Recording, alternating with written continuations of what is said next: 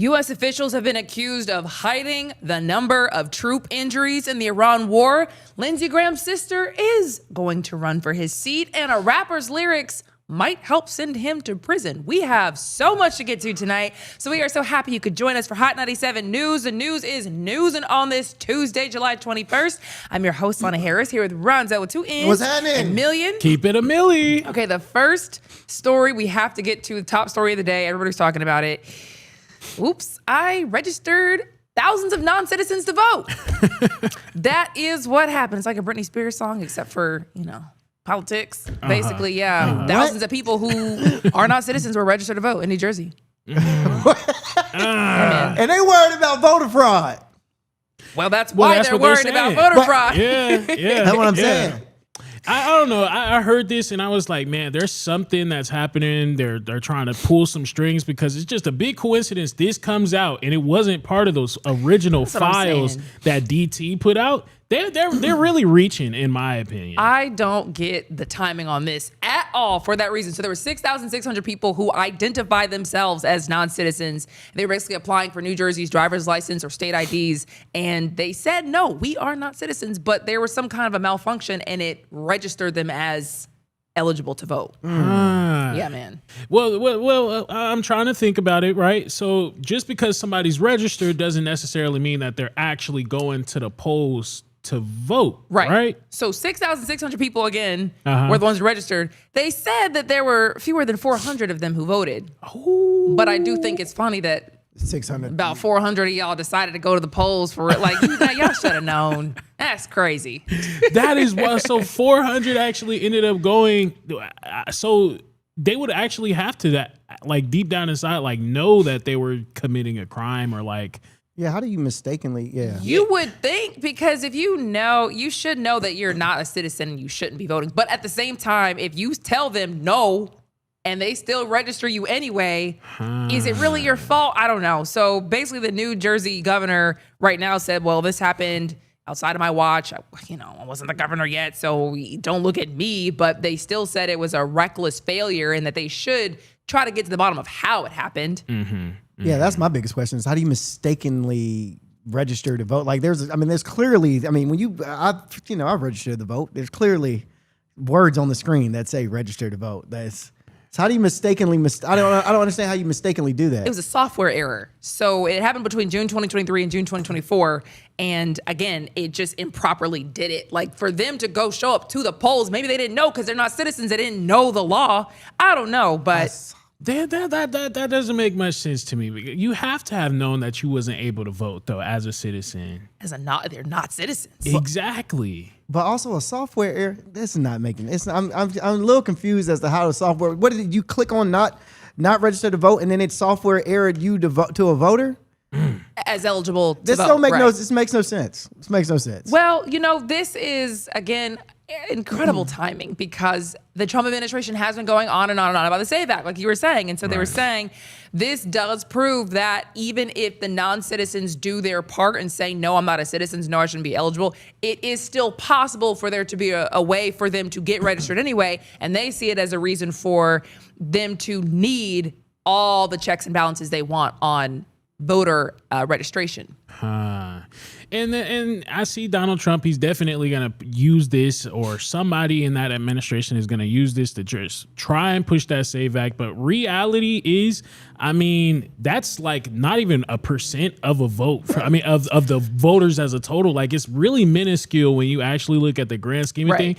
400 votes ain't really changing much. And they were saying it wasn't like they were all Democrats or all Republicans. It was a mix of people. So really, 400 is not going to swing a vote. Not really. Unless they literally said, oh, the vote here was swung by 400 votes. And then we found out. But that didn't happen. So it was kind of like, well, guess it proves that the system needs some tightening. But did it prove of widespread voter fraud? Again, 2023, 2024, when this happened? I don't know. So the problem with the SAVE Act, again, is that some people feel like it goes too far and might keep eligible people from voting. But then it also could, on the other hand, stop something like this from happening. So Yeah, 400 votes, I think we could chalk that up, though. Like, that's just an error. I don't necessarily, like you said, it's not really moving the needle whatsoever. I'm not it's really still crazy that 400 of them went to vote. That's what I'm saying. I'm not buying that, though. I'm not buying blatant that. fraud. You know, like you can't. Maybe they were confused. Yeah, or maybe it was their first time. I mean, they just wanted to go vote. I mean, I don't know. Those 400 people need to be interviewed. And find out. Because they could be operative spies. Yeah. Imagine you are just, kind of staying in Mexico, Botswana, literally anywhere, and you just go to the polls and vote. You know how unhinged that is? Because you know you're not a citizen and you really take your behind to the polls. Yeah, like who told them to go vote? Crazy. And you know you can't vote right, but hey, go do it anyway real quick. Exactly. Go knock that out. Insane. So we will keep an eye on what happens with that. Again, they have the SAVE Act that they're still floating and trying to get passed. They're saying they don't want congressmen to go on recess so they can try to really get this thing through. So we will see what happens with that. But in the meantime, it is time for your top stories. It's the Lano Rundown. Okay, so we are starting off with your war report, and we have a few updates for you. Number one, it turns out we have not been getting the full truth of the Iranian strikes and specifically the impacts on our troops. Surprise, surprise. No way these people are in a war with a country who's constantly hitting nothing. And the New York Times claims dozens of U.S. troops were injured and several military helicopters were damaged in Iranian strikes in Jordan that the Pentagon never publicly announced. So it was reportedly exposed when multiple people who knew what happened talked to the New York Times on the condition of anonymity, because obviously they weren't allowed to talk to the news about that. And when the Pentagon spokesperson found out about it, he completely lashed out. He angrily denied that injuries were being hidden, and he said that this whole story was an outright lie, a sham, said that they were all baseless and malicious accusations and that it was just a desperate attempt from the New York Times to smear America's military and its leadership. But then later on, it came out that about 100 troops have gotten some degree of injury since they started fighting again on July 7th. So apparently most of those injuries were minor concussions or minor injuries otherwise, and that 96% were already back on duty.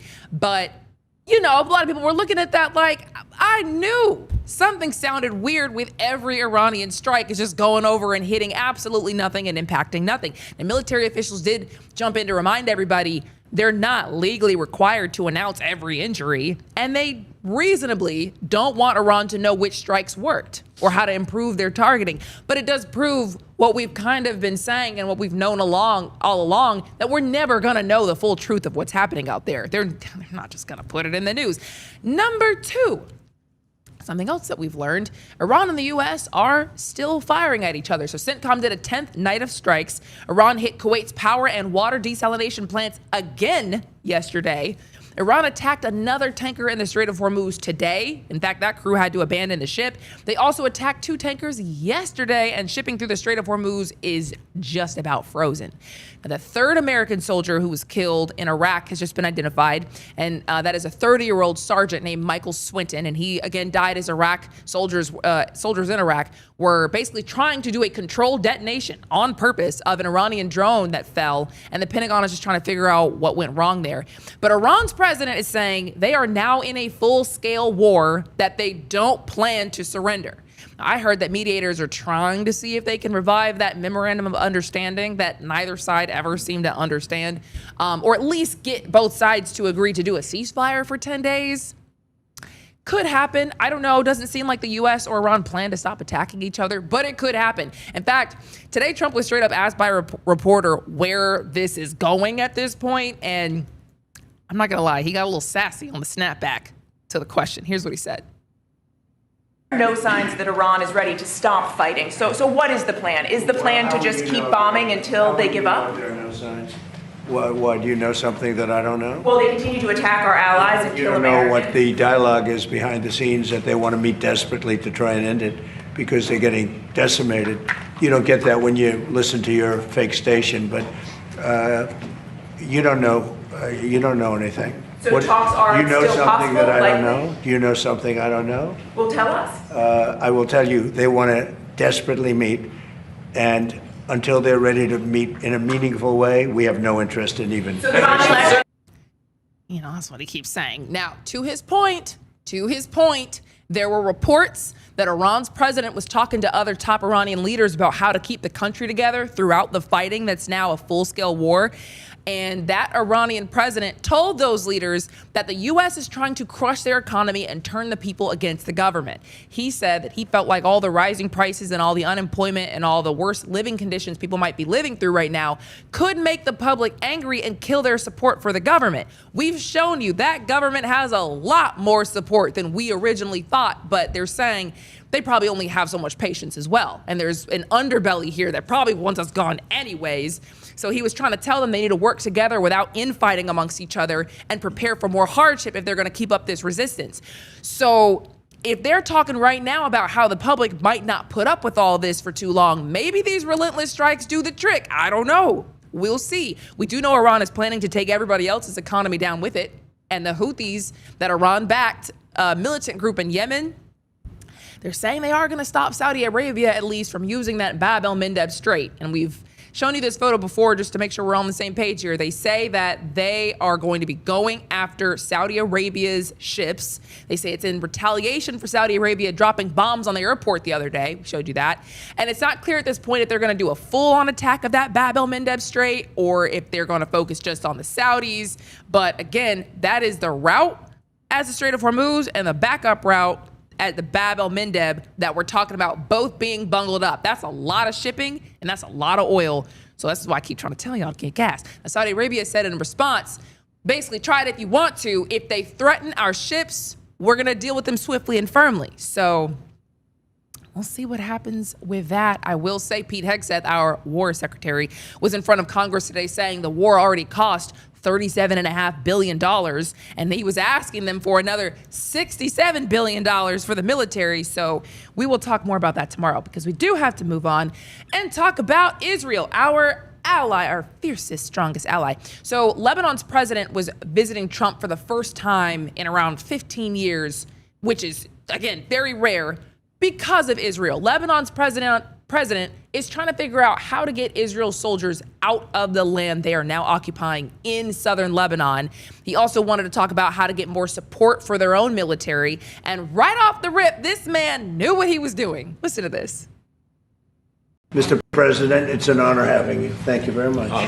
No, thank you. Thank you I've very been much. looking forward to this visit for a long time. Thank you very much. Meeting such a great president like yourself. That's a very nice thing. See, he knows how to get to me. He can have anything. Now he can have anything.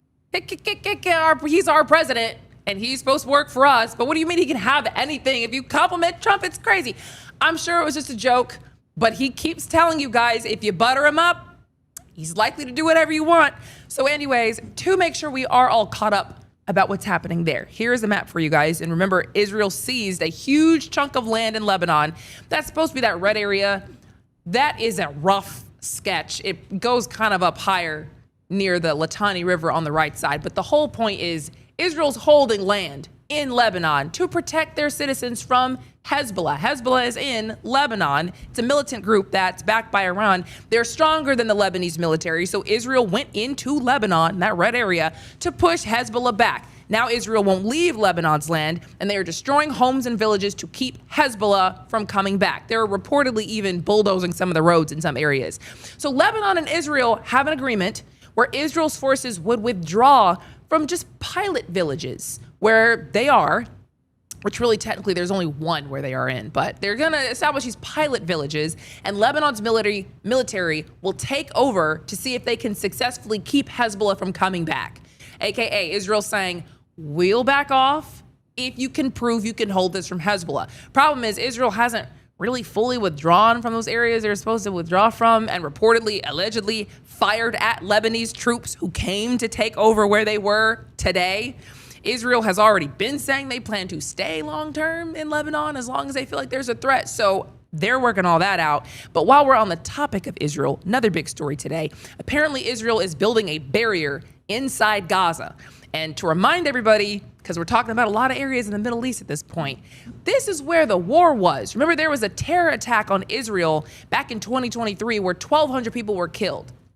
Hamas terrorists carried out that attack on Israel, and Israel vowed to destroy Hamas in response. Huge sections of Gaza were just leveled to the ground Tens of thousands of Palestinians died. The official number has it around 70,000, with 20,000 kids included in that number. And technically, the war never ended. They worked out a ceasefire where an invisible yellow line would divide the parts of Gaza that Israel controlled with the parts of Gaza that those Palestinians, civilians, still live in. So we can show you this map to kind of give you an idea of what we're talking about here. So the red area is where Israel has control of right now, and you see it butts up to Israel. The blue area is where the Palestinians currently live, and it butts up to the sea. So that barrier in between, that's where they kind of agreed to stop on a preliminary basis. It was just an invisible yellow line again. It was supposed to be temporary, but satellite images show they're building a real barrier. Israel is building a real barrier, and the Palestinians who are currently cramped into that overcrowded area in just crappy tents and, dependent on humanitarian aid, are worried that since they're building this barrier, it could become permanent. It's about 14 miles of barriers in total. Israel says, well, we're just trying to mark the line more clearly to keep civilians from getting harmed. There was reportedly this unfortunate way that Palestinians kept getting killed for approaching or crossing that yellow line when it wasn't entirely clear where the boundary was. So, now they're saying, well, yeah, we're doing this for them. So at this point, more than 1,000 Palestinians have died since the ceasefire began, including today when a man, his wife, and all 4 of their kids were killed. Israel says they only hit Hamas militants. That's who they were targeting. But, it is still very active. We don't talk about that war a lot as a country anymore, but that is definitely still active, even though they're in a ceasefire. In other global news, you guys aren't going to believe who the U.S. is beefing with now. So first of all, we're going to start off in Cuba, which we all know about that, kind of little dabblings. The U.S. v. Cuba is in the pipeline. So yesterday, the U.S. released a 100-page long report saying Cuba has spent decades trying to weaken the U.S. from the inside. It claimed they've done it through spying on us, through propaganda, through protests, and basically trying to cozy up to radical movements inside the U.S. The report claimed that Cuba has built relationships with more than 2,000 pro-Cuba groups across the world so they can, basically quickly organize protests or crank up political pressure because they have all these Cuba groups around the world that they're cozying up to.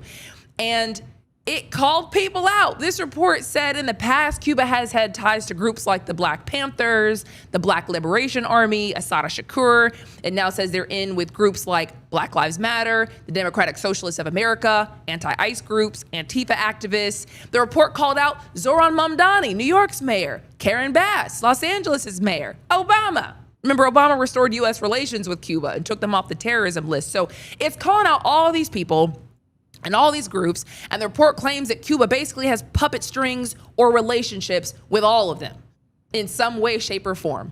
It says that they've already caught a handful of Cuban spies and that this is only the tip of the iceberg, what they've released. And they reminded everybody that Cuba has relationships with Russia, China, Iran, and Hezbollah and Hamas. They just threw all of the big bad guys in there. And so everybody's kind of spinning out about that. Oh my gosh, look at what Cuba's doing. Now, if you look at the fine print, the report did not give evidence that all the people and groups they named actually had secret nefarious dealings with Cuba. In fact, in some case, they just named people who visited Cuba or disagreed with U.S. policies or maybe just belonged to a group that's friendly with Cuba, and they kind of presented it kind of as evidence that they were definitely influenced by Cuba. So the report, it's kind of a little whiffy. But Cuba got wind of this. They took out our monitors. They didn't take out our monitors.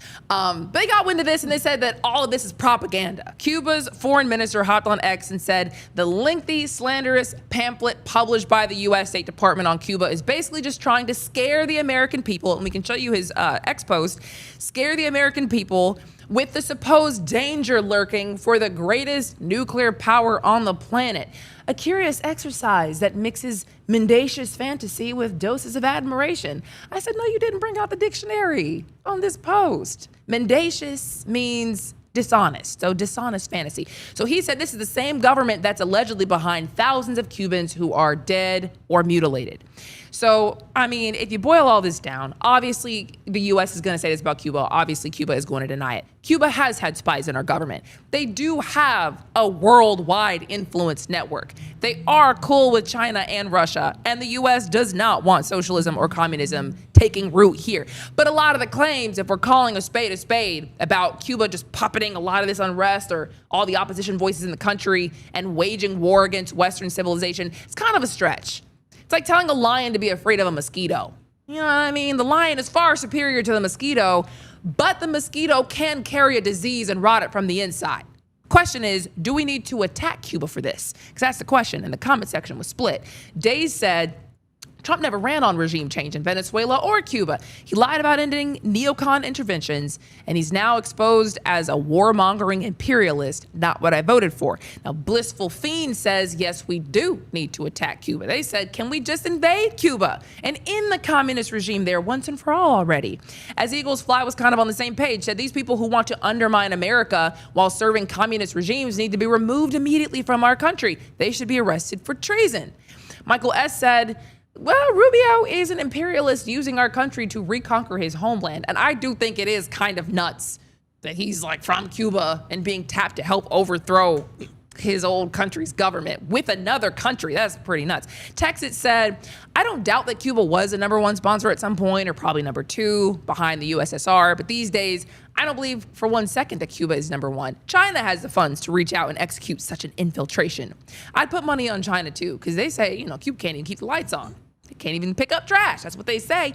Chris said, pretty obvious where this is leading. Just that pesky Iran war going on at the moment. So we will see what happens with that. But really quick and dirty for you, because I just thought this was so bizarre. While I was researching Cuba, I found out the U.S. also now has its sights on Nicaragua.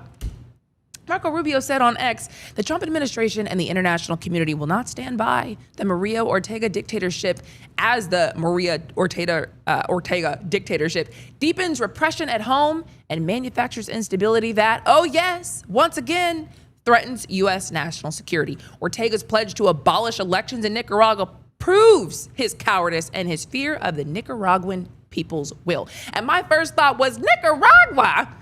The country everybody used to go to help underprivileged children on missionary trips? What could they possibly have to do to threaten U.S. national security?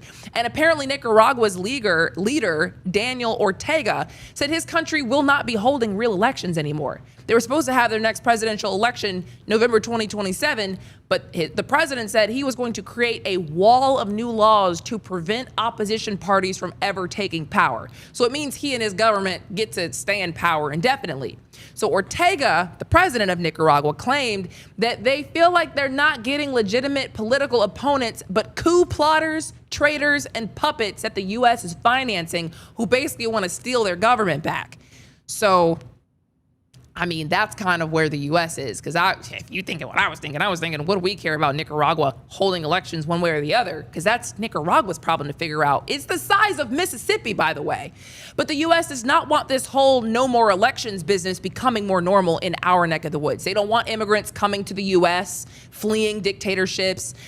We also know Nicaragua is friendly with Russia and China and Cuba and Iran. So, they don't want all that spreading. The U.S. is basically now saying they're not allowed to do that, and we'll go get it in blood. All these South American countries doing all this stuff. So Marco Rubio is reportedly, allegedly, basically also the president of Venezuela at this point. If you're curious how that whole thing's going, I saw a New York Times report claiming that their major financial decisions are run through him first. So as we're looking at Cuba and we're looking at Nicaragua and we're considering what's already happening in Venezuela, the U.S. does know that they have the power and the ability to make things move in a way where they're coming out on top other than Iran. So we will see what happens, and that is your rundown. The rundown.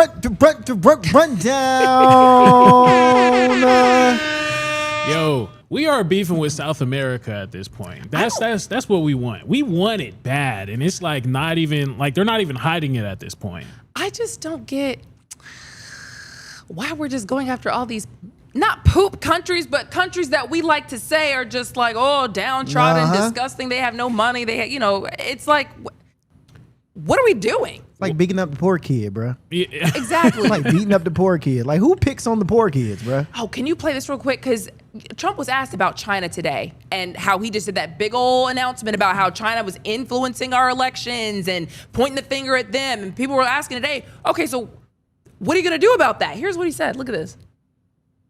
Are you planning on putting any pressure or consequences on China for what you announced about them meddling in the 2020 election? Well, we're going to talk to them about it. It took place a long time ago. I think China is maybe a little bit different today than it was then. But look, they do things and we do things to them. I'll be honest. We do things to them too. It's not a one-way street.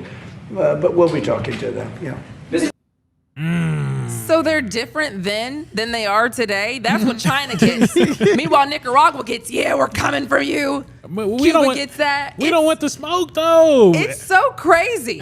We don't want the smoke with China, but I mean, I could see the benefit of him trying to get that whole entire Western Hemisphere. That's what's been floating around, that Don Road doctrine. He's trying to go into all these other places to basically make them a part of America or safer. That's what they claim, safer, because they could be communists, working with communists from other countries and it's stuff. all for U.S. national security, always. Yeah, and always. I wonder if they do consider the communist ideology protecting U.S. national security interests. I mean, because there's an argument to be made. The U.S. doesn't want to be communist. We don't necessarily want a communist ideology growing.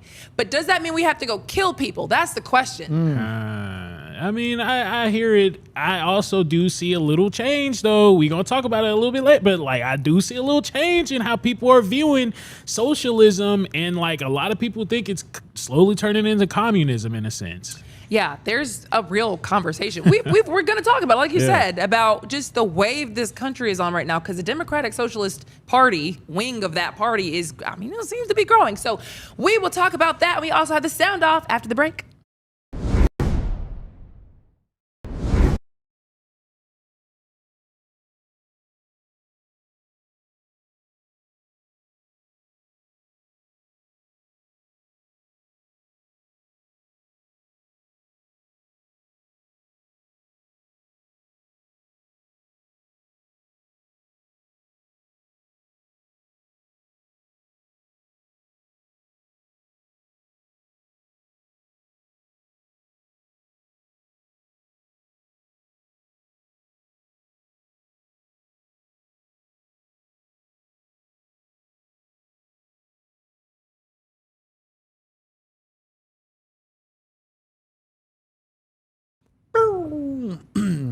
Stream. Yo, what up?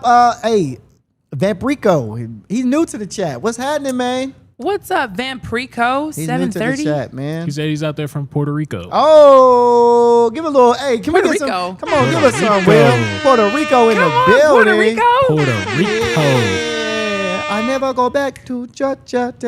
I never go back to. I never go back to church. Y'all ain't never seen Crooklyn's. Y'all don't watch movies. Nah. Y'all don't watch I movies. don't know about that one. Y'all don't watch I thought movies. you made that up yourself. A little Rondell original. No, that was from Crooklyn, Spike Lee joint. Oh, really? Oh, now I gotta really look that up. Hey man, Crooklyn is a classic. Classic. I am in so much pain Back. for no reason. City High. Oh my God, City High. What? Huh? City High. The Claudette from City High, bro. I haven't heard the words the group City High in forever. What would you do if your son was at home?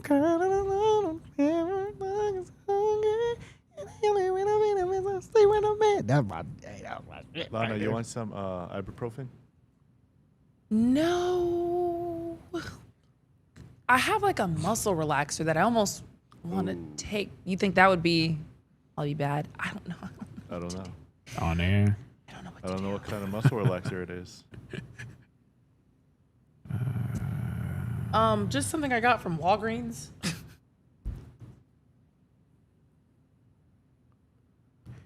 I'm looking at, we got Puerto Rico through a Spanish and American war. I didn't even know that. Cuba might be another Puerto Rico. Nicaragua. Venezuela. You know, I did not know that Marco Rubio was running Venezuela. That's low key. Sick. Because he's not like their president, but they have to run like their finances by him, their oil money decisions, and everything they get from the oil trade by him. They have to like present the U.S. with their financial plan for the country. It's very strange. I'm like, you guys are definitely occupied. Ooh. Y'all low key got conquered. It's pretty nuts. That's crazy. Oh, is this a story that has to go?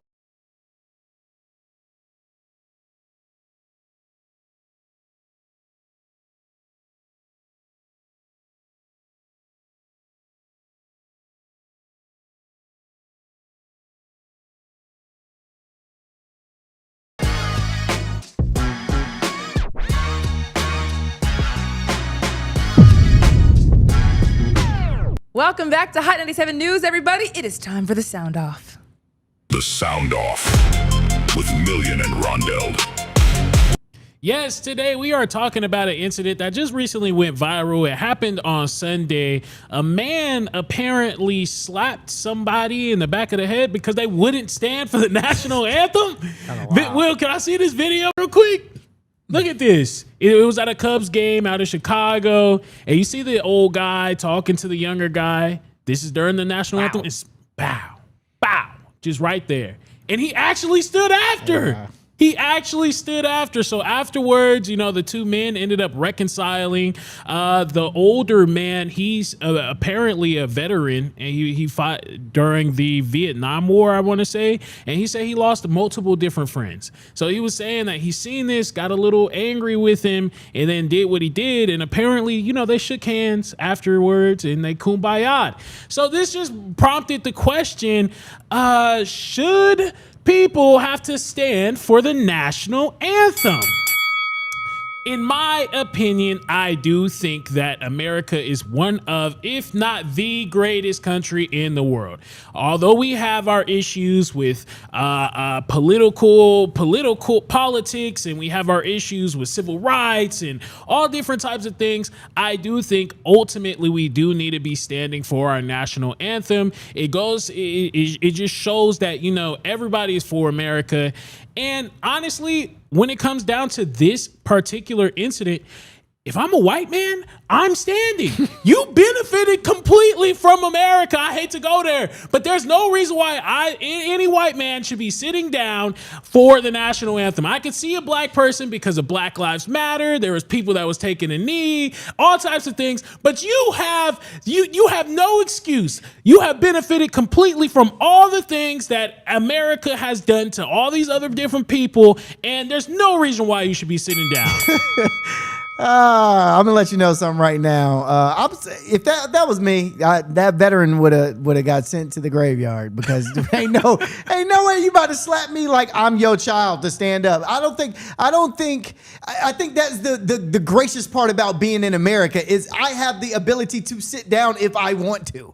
That's the beauty of America, is that we have that ability to say I don't want to stand up for the national anthem. I love America, but I don't feel like standing up. I don't align. My ideology right now is not aligning with the ideology of America right now. So I don't see eye to eye with what's going on in America. Why should I have to stand for America? So I get it. I get sitting down. I get using your First Amendment, which is, freedom of speech. But this is essentially freedom of speech. In a sense, you're using your freedom to sit down and say, hey, I'm not standing up. I don't feel like rocking. I'm not rocking with America. So if I'm not rocking with America, why would I stand up and rock with America? Well, are you in America? I'm very much so American. Do you have a job in America? Sure do. Do you have clothes that you wearing? You looking pretty fresh today. I mean, you got the nice braids and all types of things in America. You're about to make a point, and I'm about to make a point right now. No, okay, that's fair. All I'm saying is you are benefiting from America, from living in America, regardless of if it's good or bad. 100%. The least, they're not asking, I mean, we do get taxed, but the least that you can do is stand for America when it's time for the national anthem. Unless it's a political thing. Totally understand. I totally understand. The least I could do is stand, but I choose not to stand because as an American, that is my right. No. I think we have to. I mean, yes, I think we have. That's the only issue. I mean, that's the only logical argument that can be had is this is my right to sit. This is my right to not stand for this. So for you as a veteran to slap me in the head, you out of all people should know that is my right. Just like it's your right to go fight for the country. So my issue with that video is that I'm seeing a young man that is sitting down during the national anthem. He's not taking a knee. He's just, it almost looked like he was just being lazy. Like I could see again if he was doing it for a political reason or something like that. Honestly, the only reason why you should be sitting down or taking a knee is if you are a minority or you have something like that, in my opinion. But again, he was just being lazy. It looked like, and we can't have people doing that. Okay, the least you can do. You're the reason why you're able to be lazy and entertain and be entertained is because of America. Okay, time out. So the only reason you're mad that he's sitting is because he's a white man sitting. Yes, he benefited completely. This is crazy. No, that's This not is the only crazy, reason. That's bruh. not the only reason. So wait, I would time be, out. me personally, I'm saying again, I would be standing for the national anthem because I am willing to see and I understand how much America has done for me. I am a black person and I still notice the inequality. So if a black person decides to take a knee, like how they did during the Trayvon Martin incident, I can see that. But there's really not an excuse for a white male in this society that's benefited from everything in America. The least you could do is stand for your ancestors. And I hate to say it's very hypocritical to say the only reason you're mad because a white man is standing and a black man's and a that's not the only reason. Again, that's not the only reason. Bro. I would still be upset. I was still upset kind of in a sense when I seen the black people taking the knee. In a sense. When I seen black people taking the knee, but I understood it though because I am a black person. So maybe maybe you don't understand why he's what there. was he? But you don't know. He may be Jewish. You know he how may I be know? something else. He may be something You know else. how I know You is don't because know? after he got slapped, he stood right up.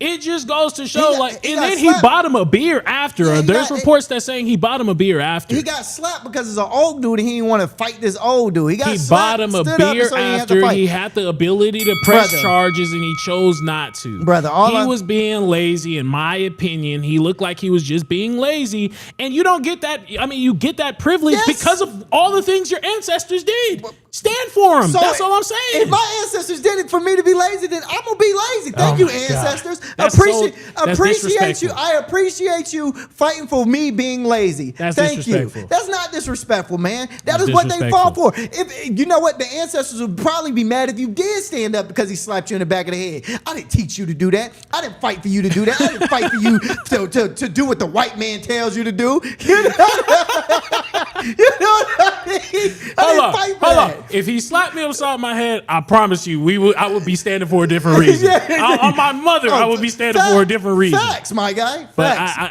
I just think he should own it and say, like he did.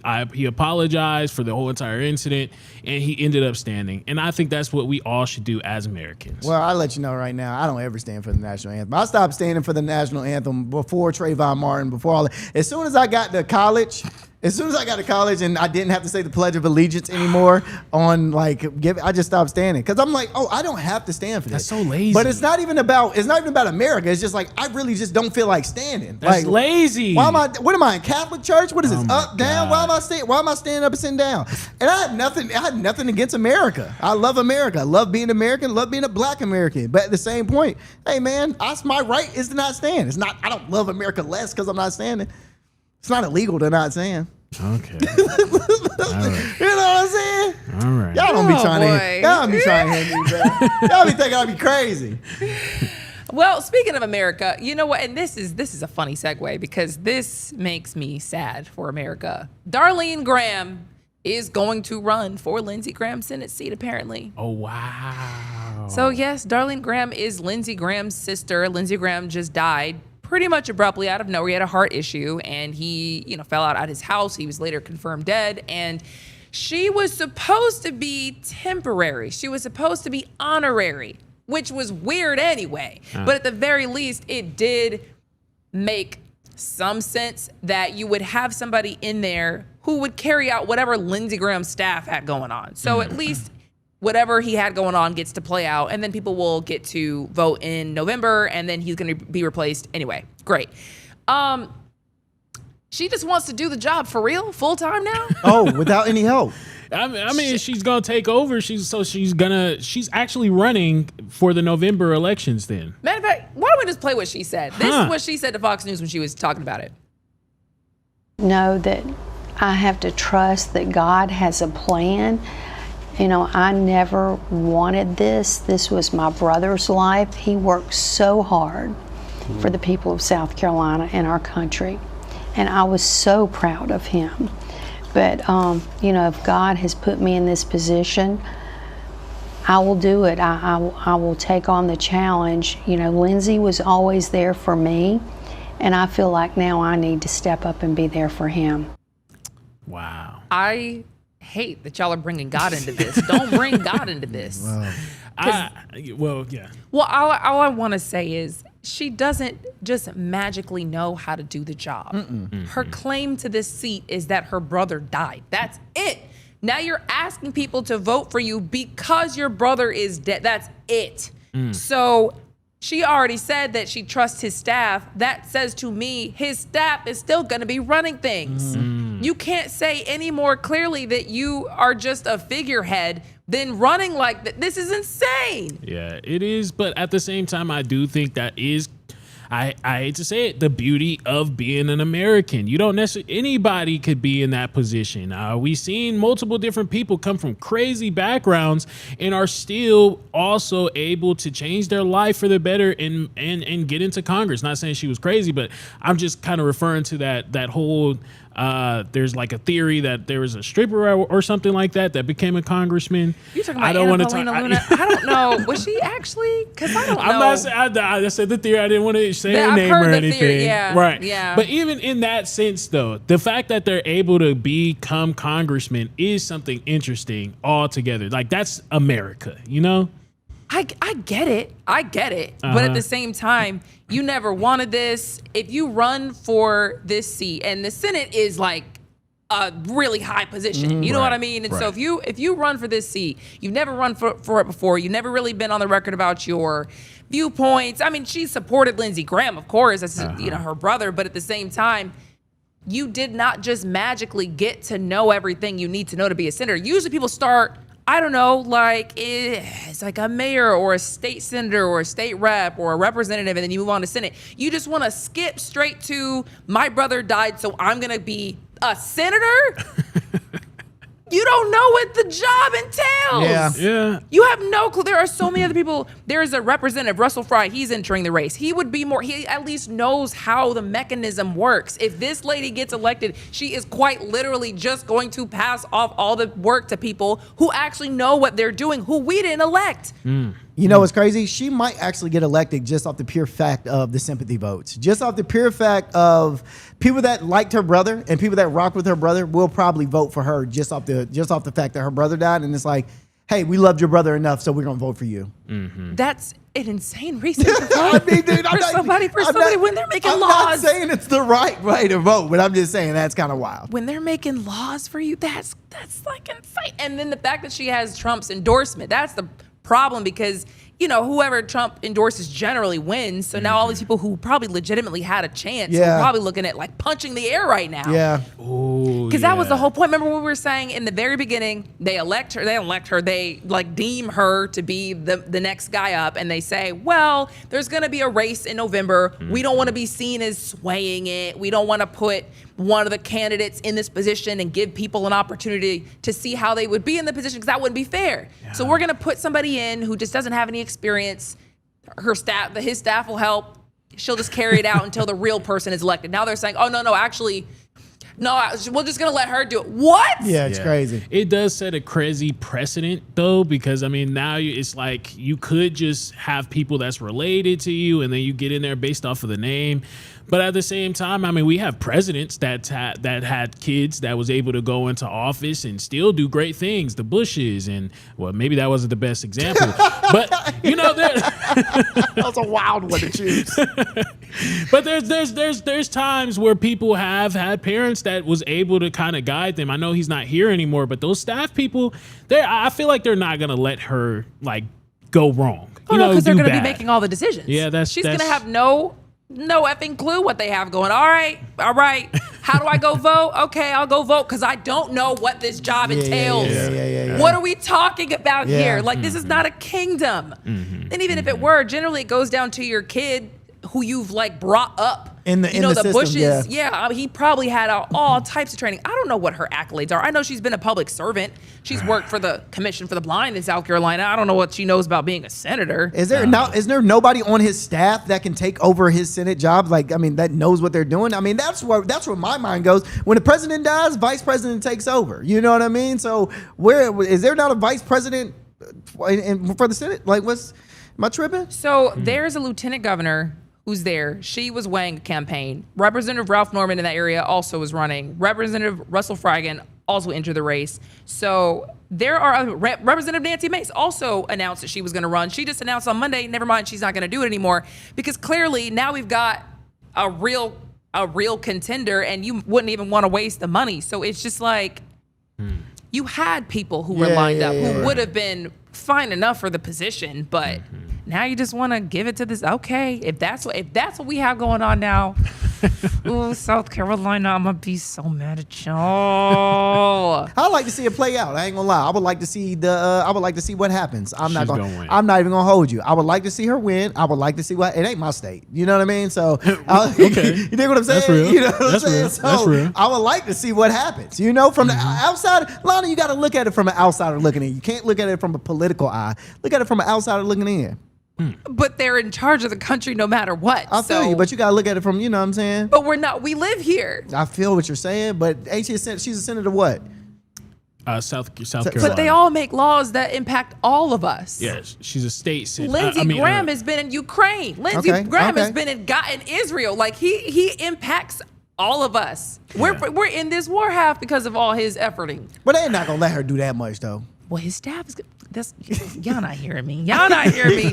Republicans, I don't know what y'all have going on, but some people don't know what the Democrats have going on either, because there seems to be some kind of a democratic socialist takeover that seems to actually be gaining steam. Yeah, I mean, it's really been catching some traction. There's some numbers that I'm going to end up getting to later, but we'll start it off with this. So a House GOP leadership press conference took place earlier today, and a lady, Nicole Malliotakis, she's a representative, and she was basically warning the whole entire Congress of this new group that's about to come in, and this is what she said. I don't care what they call themselves. They can call themselves Democrat, socialist, but the reality is that the Communist Caucus, the Commie Caucus, is coming to Congress. And it's going to be a rude awakening if we don't all pay attention. It's incumbent upon all of us to get the truth out there about the threats that we are facing as a country with these radical people that want to bring this horrific ideology here. Yep. So she's warning folks about it. I'm going to give you the direct definition of what democratic socialist is. It says democratic socialism means creating a society where ordinary people democratically control both the government and the economy, instead of major economic decisions being controlled mainly by wealthy individuals and wealthy corporations. So democratic socialists of America are personally, in my opinion, on the line of communism, but I'm gonna get there later. Generally, what they stand for is they stand for like universal health care. They want to try and get universal health care passed. They say that they want stronger unions when it comes to corporations. They also say they want free or cheaper college and higher taxes on the wealthy. That's some of the things that their core beliefs is. And they also have some questionable core beliefs too. So I'm going to try and be fair. They kind of believe in, they believe in basically all deportations are wrong, including criminal deportations. This is one of the people saying that. If we're saying all deportation is wrong, though, that would seem to also include people who were convicted of breaking U.S. criminal law. Is the deportation of those people wrong? Yes, and the reason I say that is because we have a criminal system. It is imperfect, but it exists. And it is one that if we accept as the process by which we want to engage with these issues, right? The issues of harm, issues of criminality, what have you, then we need to make sure that it is one that isn't also discriminatory on the basis of where people were born, right? To subject someone who has committed a crime to both a criminal system and then additionally to an immigration system that also detains them and then deported and ripped away from everything they know and love, that is also punishment. It is double punishment. So they also believe in things like defunding the police. And defunding the police has to happen. We need to defund the police and put that money into social safety nets because we're trying to save lives. As a nurse, I can't be the surgeon too. At what point do we pay police to be social workers? No, we don't. How do they get to be social workers? What are y'all thoughts on this? Are they communists? Do they have good points? Where were we at with this one? I think points were made and also points were like ridiculous. Like, I think that if you are in this country illegally, you better be the best citizen of all citizens. How you gonna come here and commit crime? I've never been to jail and I'm a citizen. So how do you come here and commit crime? That is crazy. And if you commit crime, then you don't need to be here. That's period. I get the defund the police conversation. I think it got twisted and warped because that's what our government and our political landscape do. I think defund the police in a way that makes sense means take away some of the money for like the shields that they get and that like military-esque equipment that they have and put that towards social working or psychologists that can come in and defuse a situation. Like, don't have a police officer showing up armed to a mental health call that might be better serviced by somebody who could be trained in that specifically and how to deal with it. That actually makes sense to me. To say defund the police, meaning literally we don't want police, that's crazy. Yeah, I think that's really wild. I also do think, though, in a sense that these people are low-key borderline communists. And we heard, it was very interesting when we talked about it earlier about Cuba coming in and influencing things around the country, probably putting things in our media. This like whole entire movement has blown up to the point to where we have mayors like Zohran Mamdani actually running the country, like doing things that are pushing this agenda. And it's kind of scary to me when you think about it, because you also hear them talk about like taking over America completely. There's been multiple videos of them saying they want to take over America. And, we have a unique responsibility to act from the heart of empire, the belly of the beast. The most important thing that we can do is take that empire down from within. Our role ultimately is to facilitate our own empire's failure in ways that we can, ultimately to overthrow our own empire. And to build a mass movement that can use the leverage of workers to hit the kill switch on American imperialism here within the American empire. Sound like terrorists. That's what I'm saying. I didn't even say that out loud, but it is scary. So right now they got about 35 people that are in the primaries posed to advance and maybe possibly win. And I think this is just the beginning. I think it's such a crazy situation that we're in, because we are all deluding ourselves if we think that this country is being run perfectly right now. You know what I mean? Like, there is some room for work in this capitalism system that we have right now. It's like they call it crony capitalism, where it's kind of skewed. Like the dream and like what capitalism is supposed to be is not what we're getting right now. There's a lot of corrupt stuff happening like right in front of our face, not even under our noses, right in front of our faces. We could deal with that. That does not mean we need communism or socialism. That's where it's like, I see that you're upset and you're looking for another avenue, but I don't think you get what you're asking for, because socialism and communism can easily go a lot more wrong than just dealing with capitalism. At least you kind of got a shot with capitalism. Yeah, I just think with these government programs that they propose to the people and basically saying that they want to control governments and things like that, I think the government isn't going to stop once you start opening those doors. It's going to open floodgates almost in a sense. So I want to stay clear from that.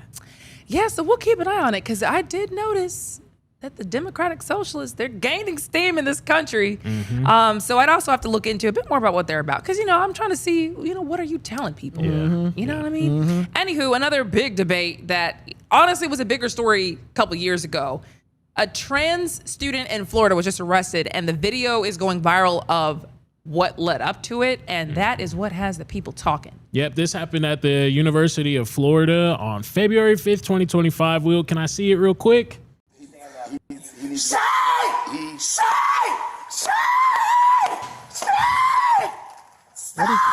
mass tickling me! What's the problem? Why do you let those kids get away with this? They are not supposed to be here! If you don't lower your voice, I am going to put handcuffs on you and I'm going to take you to a Baker Act facility. You lower your voice. Try it. Are you threatening me? Like, Can we what? get That was another bold. Yeah, unit you're with, tripping. Jay Lee here, he is having a breakdown. Say! Just say the right pronoun! What'd you say? Oh, God damn. Get down on the ground right now. No! Hey, You're about to get sprayed. No! Get down on the ground right now. Leave me alone! I can come in there. Leave me alone, please! Okay, are you gonna calm down? I want to be away No, from no, him. it's too late now. It's too late now. He's gonna be taken away. Say! I mean, think- look, I'm not laughing at it, but I am letting you know that I do understand the misgendering, bro. Like, it's not hard to call somebody what they want to be called. At the same time, I think people like this make the trans community look bad. Oh, very much so. You can't just put on a wig and think everybody has to call you she. 100%. I agree. Don't quit playing games. I agree with you. You gotta look the part. I'll call you whatever you want, but like that. At least try. do a You little have something. to try. Do a If you little want me something. to try, please. I do get it though. The trans community, they're very, very, very stickler about their pronouns. So I mean, I can get where she is coming from. Or You see in the mugshot, they made them take the wig off. Yep, made them take the wig off. Take that wig off, man. Stop playing with us, bro. Wait, so why did this go re-viral? Because you said this happened in 2025. Yeah, so this happened in 2025. Apparently, there's been reports that's at least been coming out that said that they just released the body cam footage, or it's just been it's been resurfacing, and people have been going crazy. Vic was charged with battery on a law enforcement officer, resisting an officer, disorderly conduct, and all types of things. Sometimes they do re-release things to make you re-mad, so you got to be on the lookout for that too. But we just wanted to show you that video. We didn't talk about it. We have got to go to break. We are right back with a lot more.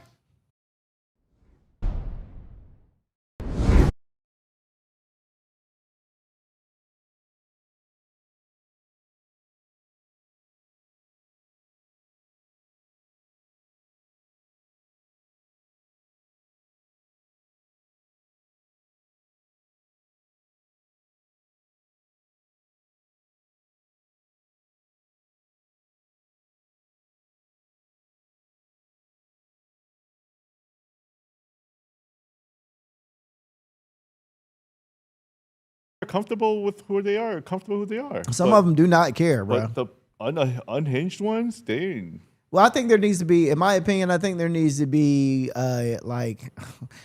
don't know how to say this, like a trans board, like a trans board. You know, I'm sure they probably have. You know what I mean? I'm sure To they do have. what? To be like, hey, listen. Rondell, why don't you go be the president of that board? I'm the okay. trans board. Trans board, go like, get it for your people. But yeah. everybody has to come to the board statewide. They should be allowed to be in the trans community. If you don't present like, you know what I mean, it's like, hey, you ain't making it, bro. You gotta at least look like those lady boys in Thailand. Yeah, it's like you're not making it. Dang, that's crazy. You know what I'm Some saying? people can't look like that. Graham Plattner, the person that was running for him. I think their name was Alex. We seen them. I was like, their arms. Their arms is big. You can't hide that. Yeah, you can't really do much that's to true. actually take that down. Testosterone. or Estrogen? Estrogen, yeah, that's what it is. Estrogen. He actually came out and said he does estrogen, things like that, or like he got estrogen tests But I also heard that he said like during his cycle, he has like mucus. He has mucus that he expels from his body. It was an interesting video. I don't believe you. I'm dead serious. He said he has mucus. And then the interviewer was sitting there like, because I think the interviewer was LGBTQ too. I think the interviewer was sitting there just like, okay, yeah, like boosting him up. Like, come on, y'all. There is a little, there's something there, man. It's. We got to call a spade at one point, bro. I mean, I can't say it's what are you saying? Like it's a mental health problem? Yeah, I mean, I don't know what it is. Bro was tweaking out. He was wilding. He was tweaking out. And you know what's crazy? The police officer wasn't even there for him. It was a whole different incident that was reporting to. I think out of all I'm not a fan of the they thems though. That's the only ones I could care less about the transgender people. It's the they thems. Huh? Yeah, they get on my nerves. The they thems. Yeah, the they thems get on my nerves, bro. Well, that's a they them. He was a they them. No, he was classified as a girl. As a girl. Wow. They thems are just they thems, and then I hate the non-binaries. You're something, all right? Be at least classify. I'd rather you.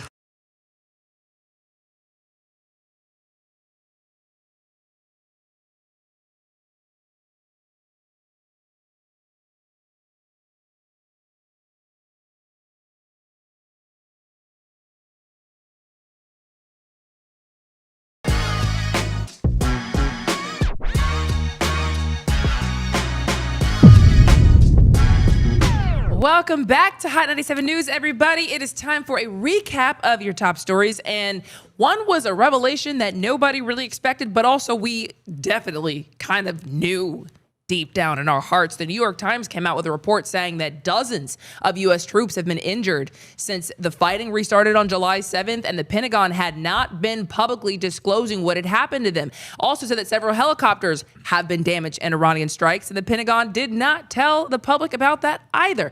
So they say the report was based on anonymous sources that were familiar with what happened, aka people who knew about it, and the Pentagon got wind of that, read the story, and said the whole thing was ridiculous, baseless, malicious, and an outright lie just meant to smear the military leadership. But then they later on acknowledged that about 100 troops had suffered some level of injury since fighting resumed on July 7th. Now, officials say most of those injuries were minor concussions or minor injuries, and 96% of the troops had already returned to duty. But it just reaffirmed that we're not getting all the information. In the meantime, CENTCOM has just been carrying out waves and waves and waves of strikes. They carried out their 10th consecutive night of strikes last night. Iran retaliated. They struck Kuwait's power and water desalination facilities again, which again handles power and the drinking water for like 90% of their country. And Iran also attacked a tanker in the Strait of Hormuz today, 2 tankers yesterday, and the shipping through the strait is just about frozen at this point. Iran's president is saying the country is now in a full-scale war. They do not intend to surrender, but he was also warning his fellow Iranian leadership that with all the rising prices they're dealing with and the unemployment and the worsening living conditions their people are going through could fuel public anger and weaken their support for the government. The government, as we know, does have support from a lot of people in Iran, but it could waver as this thing goes on. So Trump is saying that they want to talk. They don't want this smoke from us. We'll see what happens. We also know mediators are reportedly exploring either reviving that memorandum of understanding or trying to facilitate some kind of 10-day ceasefire, but neither side really appears to be ready to stop this. Possibly why gas is getting disrespectful again. So we'll see what happens with that. In the meantime, with Israel, Lebanon's president came to the White House and met with Trump in a very rare visit, trying to negotiate how to get Israeli forces out of Lebanon. They're still occupying parts of southern Lebanon, and the Lebanese president wants to have that gone. They also want to get more support for their own military. So that happened today. We'll see what happens with that. We also know that Israel is building a physical barrier inside of Gaza. That's a different skirmish going on, and they're building that barrier along what was supposed to be an invisible yellow line that separates the Israeli forces from the Palestinians. They agreed to that invisible yellow line when they did the ceasefire. So Palestinians over here, Israelis over here, but now they're building an actual physical barrier, and the Palestinians are concerned that they are not going to get to have that removed. In the meantime, the United States released a roughly 100-page report accusing Cuba of spending decades trying to weaken the country internally. Some people think that was kind of a stretch of everything they said in the report and just kind of meant to try to get Americans to support a war against Cuba. Other people saw it as the reason that we cannot let Cuba continue to harm us and potentially invade Cuba. Meanwhile, finally, Nicaragua says they are probably not going to be doing real elections anymore because they think that the opposition candidates are just backed by the U.S. and are traitors. And so Marco Rubio came out with a statement today saying, yeah, we can't let that happen. So that could be in the pipeline for the U.S. And those are your top story recaps. But if you missed the full breakdown of our top stories, make sure you tune in for the Lana Rundown. It has been moved to 7 o'clock Monday to Friday. And of course, we'll always have a recap of the top stories at 8 o'clock. In the meantime, it's time for your daily drop. This is your daily drop of stories that are happening around the country. And today we are starting off in Florida. Yes, so there's a tropical storm that's going on in Florida right now. They call it Bertha. Big Bertha. Big Bertha. Okay. Big Bertha. It's better than the other one that they had. So this is the second named tropical storm that they actually have this year. The other one was Arthur. So Bertha sounds a little bit heavier, and rightfully so, because this storm it started off in the Gulf Coast area near the panhandle of Florida. Apparently it's projected to get 2 to 4 inches of rain. Some areas it could get up to 6 inches. And then they're saying that, this could cause a lot of flash flooding. I think they said the winds get to like 60 miles per hour or something like that. So it's not a hurricane, but it is still something that could be detrimental. Do you know when it's going to make impact, or has it already made impact? I think part of it has already started making impact, and it's just moving westward. So it's just going westward. Oh, I see. Okay. Yeah, it's going westward. They said eventually it's going to die down and disperse when it gets closer to the Texas area. But, they're still giving out those warnings to people to stay off the beaches, because apparently the beaches, some of that water could overflow and cause storm surge. Boy, Texas cannot take anything else. Bro, they done got hit at the hit at the hit at the hit. I'm telling you, bro. It's a little much right now. It's definitely a little much. But we're going to take it over to NYC, man. One of the most powerful drug lords in the world is officially spending the rest of his life behind bars. All right. Ismael El Mayo Zambada, the co-founder of the Sinaloa cartel, was sentenced to life in federal prison in Brooklyn in order to give up this hurt me. I'm sorry. $15 billion in drug trafficking profits. What? 15 bill to who? 15, the government. You got to give it back. Oh my God. Prosecutors say for decades, El Mayo helped move massive amounts of fentanyl, cocaine, heroin, meth, and marijuana into the United States while building one of the most dangerous cartels on the planet. He avoided capture for years and took over as the cartel's top leader after El Chapo was locked up. But his own capture reportedly came after he was lured onto a plane and flown into the U.S. custody. Even with El Mayo now sentenced, officials say the Sinaloa cartel is still very much alive. So this is a major takedown, but it's not the end of the war. 15 billion, bruh. When y'all understand that these cartel folks be having bread, it's crazy. Like money, bruh. At one point, they were saying El Chapo was making like a couple million a day. Like a couple million a day. Doesn't that make you think? Because it really sucks. There's a way to live life where you're supposed to live life above board, but then there's just this underbelly where you might go to jail, but they're literally living and working and making more than people living in a month, like a lifetime. And it's a business. A generation. Bruh, it's a 9 to 5 business. You wake up, this is a process. This is not just some nickel and dime type of, this is a business. And it's just illegal. And you could go to jail, but live in, and the crazy thing is, imagine if they actually found a way to make this like, hey, we see what y'all are doing. Let's find a way to work together. They would never do that though. You know what I mean? You're getting 15. If I was anybody above top tier, President or Trump or whatever, $15 billion. I'm gonna go, all right, y'all made $15 billion. We are in debt. Let's try to work some things out. We are in debt. They probably do. Oh, 1,000%. The top honchos. 1,000%. Especially in those countries that they be at. I heard that they be getting like they just be paying off officers and people like mayors and governors is in their payroll too. So, I mean, when you got it, they're certain. No, you for sure. You can break some systems. No, for sure. How does fentanyl flood the streets and we don't make fentanyl? How does cocaine flood the streets and we don't make cocaine? Come on now. You know what I mean? Talk. You're talking too loud. It's getting in here Don't talk too loud. Gets in here somehow. Okay, moving right along to a crazy sad story that happened in Ohio. You know how they say if somebody is drowning, you're really not supposed to save them, even if you're a strong swimmer.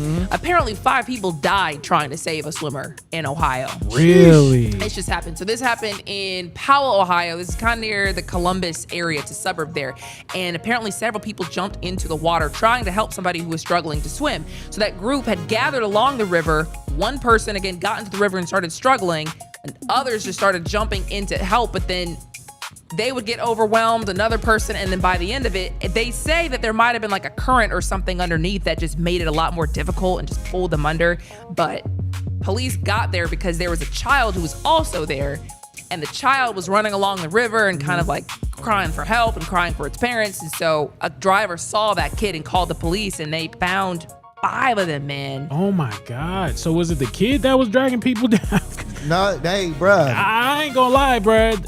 I will be throwing hands with the kid at one point because I'm throwing hands with anybody if you start dragging me down. Well, here's the thing: as a lifeguard, when I was a lifeguard, the first thing they taught you is if somebody starts fighting you, let them go. Yeah, that's the first thing they teach you in lifeguard training is if you're going to save somebody and they start flailing and stuff, push yourself up off them and get away, and then go back and try to save them again. If they do it again, let them go. That's the first thing they teach you.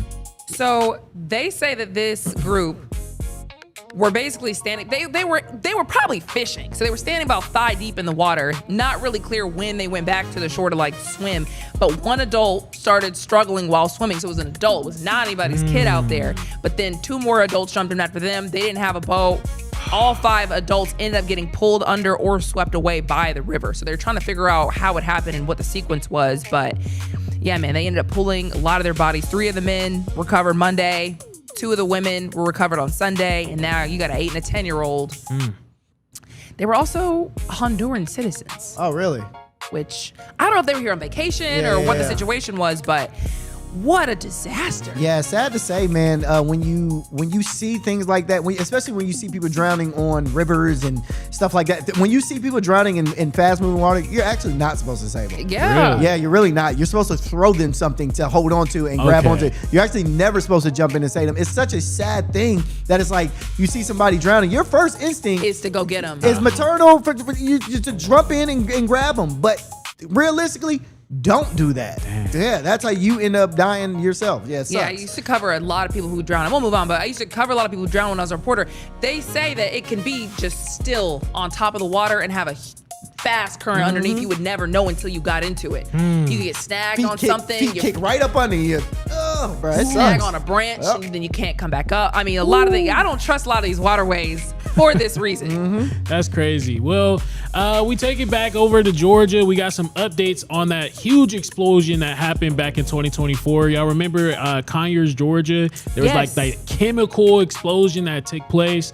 17,000 people actually had to end up evacuating the area. It was that big. I remember that. It looked like we were under attack. Yeah. It was a huge mushroom cloud. It was like red and orange and black. And it was like, what happened? Yeah. I mean, miles away, if you're from Atlanta, you could see that cloud up in the air. Air quality was bad for miles. Ooh, scary. Very scary. So they're saying that this could have been all prevented if they took care of the sprinkler system. So they said that the sprinkler system was leaking, and apparently some of the water from that sprinkler system was getting into the chemicals, and that eventually caused the big explosion to happen. Really? Crazy. That's what they're saying. That's what reports are saying. They said more than 1,000 sprinkler heads in the warehouse were found to be corroded, according to CSB. So, I mean, like, there was multiple different codes. They had an inspection in December of 2023, and I guess they just didn't take care of it after that. That's or something. crazy. That's very wild, man. Very and the people wild. around that facility had been saying, like, why are they here? We don't want them here. It's a whole like chemical plant. We don't need this chemical plant. We don't know what it's doing to our kids, blah, blah, blah. Yep. Then we have this, and then you find out it's because you guys didn't address the sprinklers. It's crazy. You know, people are probably in that building like, man, you know we should do something about this. Yeah, probably gonna. Always people that do that. We should probably fix that. Wow, what can happen? You don't need to say anything. I'll say that around the house right now. Man, that's probably do something about that. And I know for a fact it's gonna break in the next month, and I'm gonna have to hear my wife. So I feel it. We're gonna jump on over to Connecticut. A disturbing domestic violence call in Connecticut ended with 2 people dead, including a father who police say was being beaten with a baseball bat by his own son. Okay, the inspector general at Meridian, Officer Anthony Affali, that's I think that's Italian, was the first to arrive Sunday morning and found 38-year-old Robert Jenkins III repeatedly hitting his 69-year-old father, Robert Jenkins Jr., in the head while he lay motionless on the front lawn. The officer reportedly ordered him 4 times to drop the bat, but when the attack continued, he fired multiple rounds, striking Jenkins III and stopping the assault. Now, Jenkins Jr. was pronounced dead at the scene from blunt force trauma to the head, while Jenkins III later died at the hospital from gunshot wounds. State police are investigating the fatal attack, while the inspector general is separately reviewing the officer involved shooting. Ooh, bro, my whole thing is this, man. For you to put your hands on your parents, like I fought my dad when I was like 16. Really? No, that does sound like some 16. Yeah. And I from that I said I will never ever fight my dad. Did you get the breaks? Oh my God. Oh, I got a whole story about that. Yeah. So that was it. That was never again what I ever. I've never touched it. I've never put my hands on my mom. But it's like, for me as a kid to just see when people be like, yeah, man, I fought my mama and I beat her up and I beat my daddy up. I'd be like, yo, y'all are what? Yeah. You did what to your parent? I don't care how bad my parent makes me mad, bro. I don't care. My mom makes me mad all the time. My dad makes me mad all the time. But it's like, I know for a fact I could probably beat both of them up. But I would. That's messed up. You can beat your dad up. I don't know. But Pride might keep. I mean, he might die before he lets you. That's what I'm saying. 36 years old. I would never. As a parent, you can't let your kid beat you up. Heck though. no. That's crazy precedence. Honestly, you might have to shoot your kid. Oh, I hate to say it. Hey, if I'm in a wheelchair or something, and they beating me up, I'm sorry. Hey, not at my house. I'm paying the bills for it. You crazy? What? You crazy? Anyways, I'm sorry. In Houston, there was a plane that landed on a house. This was a small yellow plane, but we can show you what happened here. This, just another day in the life. Happened on Monday, yesterday, around 6:45 in the morning. This is how people started off their day. Wow. Jeez. Yeah, man. So this is just west of Houston. The pilot was apparently trying to land at the airstrip nearby when clearly miscalculated a little bit. He didn't see that big old house. He didn't see that house.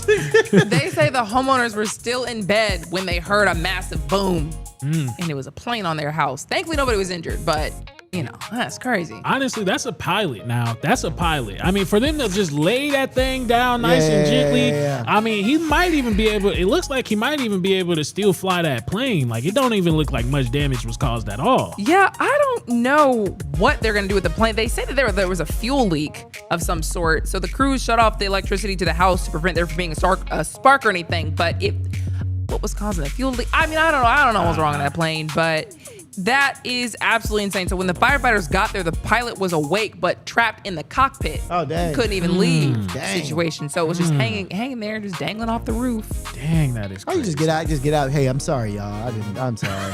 My bad. I'm sorry. My bad. I apologize. Because that's all you can say. You can't say anything. So I also just found out, because I just asked for more details on this, it's a gated fly-in neighborhood that's built around a grass runway. Oh. So a lot of the residents there actually own planes. And they can just tax them straight from their homes in some cases. So this might have been bound to happen eventually. Yeah, eventually. Oh, wow. Get out the airplane. Bob, is that you? God. Yeah, God, I told you about that fuel leak. God, More and more we're seeing planes don't cause that much damage when they hit into buildings. Well, tell that to 9/11. Well, tell it to 9/11. Yeah, That's tell it to 9/11.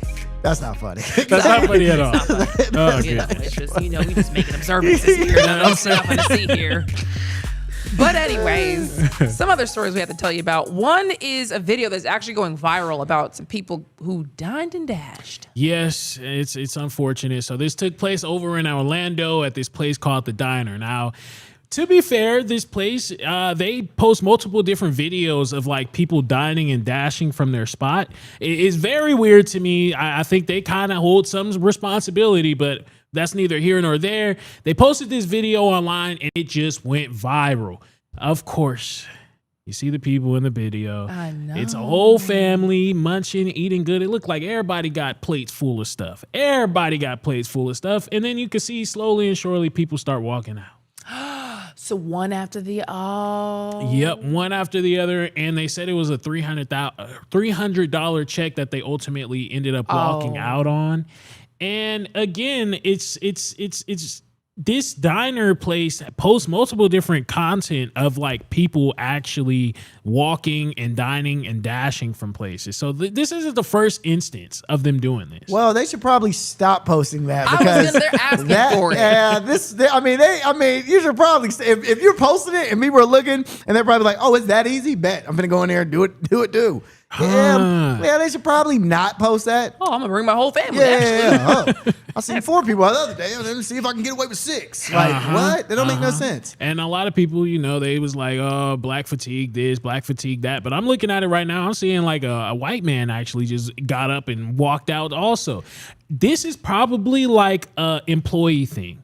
How are you a server and you keep on, like, you're moving too slow at this point? Like, you're not giving people their checks fast enough, or you're not, like, putting locks on the doors. Like, you should, at this point, see. Locks on the doors is crazy. I mean, what else do you got? I mean, you got to do something, right? If you put locks on the doors, everybody's not dying and dashing. There's a bunch of people in there that are paying. So what would you, lock on the door now I can't leave? At the same time, I have thought about certain times when the server took forever coming back to give me my check. I'm like, all right. Oh, we've all thought about it. Y'all want me to steal this food because I'm waiting on you. We've all thought about leaving. We've all thought about dining and dashing. I mean, I've actually done it before, but we've all thought about. How big was the check? Oh man, it was like $30, bro. It was nothing crazy. And that's exactly why he's saying lock the doors on people like you. It was $30. I was broke at the time. You know what I'm saying? Living life, and hey, it is what it is. So I was a server, and honestly, what restaurant? It was at a pizza joint. It was a pizza joint though. It was like your pie. But again, some places will actually say that you have to pay because somebody, like, if they didn't pay that bill, the restaurant lost out on the money. So now the server has to pay for that food. Look what you did. If she can't pay for $30, that's her. You couldn't pay for $30 or the tip. That's the restaurant's And you might leave a tip. If you don't do that, at least leave a tip for them. That would be funny. Be like, hey, this is all I got. So take this. Take this as the tip. Don't put you pay the bill, but take this as your tip. That is hilarious. Oh, it's funny. Meanwhile, we never tell you guys about what's going on in Alaska. Why would we? Why would we? It's a state. Why would you said it like? What would be the purpose? You're not gonna do Alaska like that. People in Alaska, they are our brethren. They do. And they are. sisterin. Yes. Like people in Hawaii. So yeah, man, they have a lot of bears in Alaska. Look at what this bear got into. This was an Alaskan black bear. Black bears are not that bad. Grizzly bears you have to look out for. But this bear just had himself a time at the Army base in Alaska. This is a commissary mall. Ooh. This was last Sunday, actually, at 9 o'clock in the morning. Bears just walking around. Wow. Casually exploring, took a dump on the floor. Oh, wow. Oh, that's why the emoji is there. Yeah, man. Big old beluga. Walked into the grocery store, ate a peach. Oh, wow.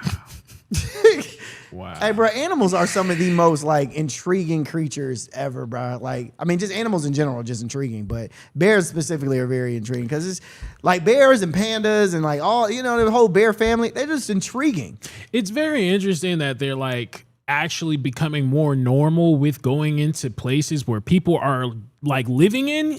Like they usually stay clear of these things. I just saw like 2 separate videos of a bear breaking into a car, like opening the door, getting in, like letting itself in. Another one, it actually like pried the door back and then got in, like it knew that you could do that. Yeah, man. I'm like, what? Since when do bears do this? They know something that we don't too.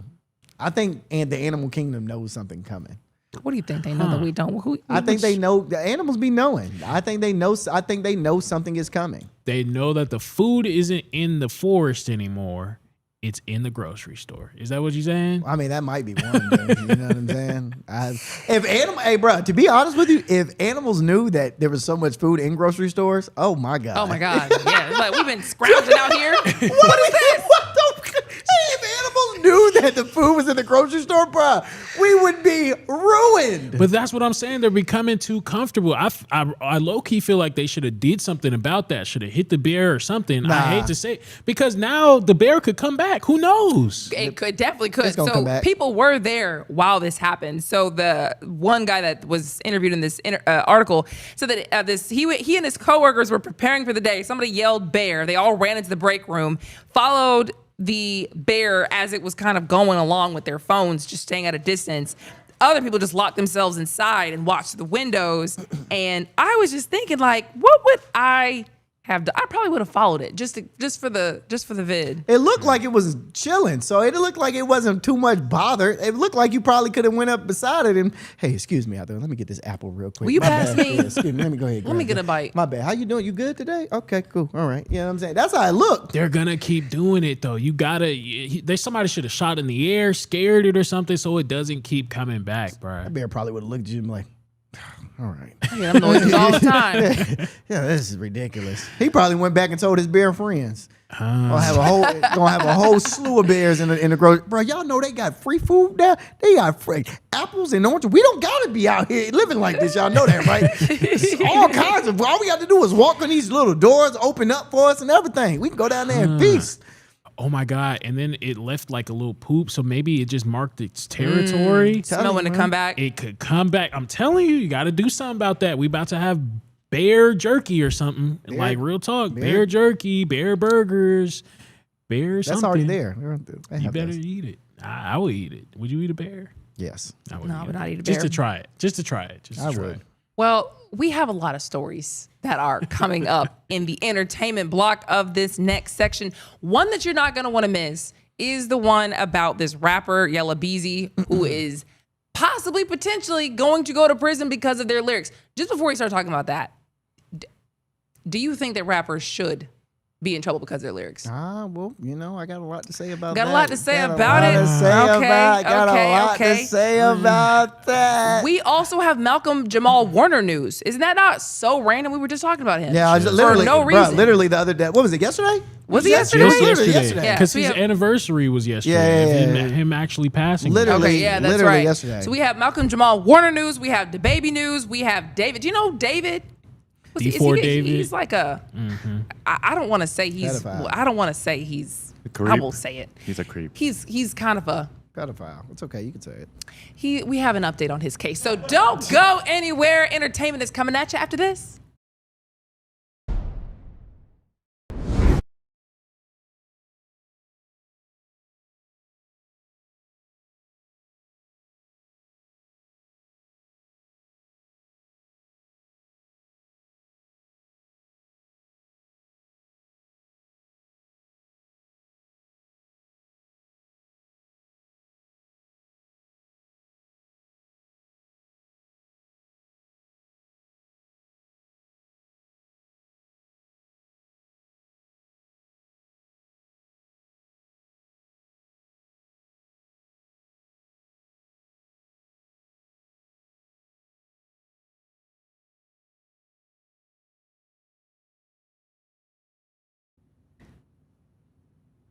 Problem is, it tweaks when I laugh.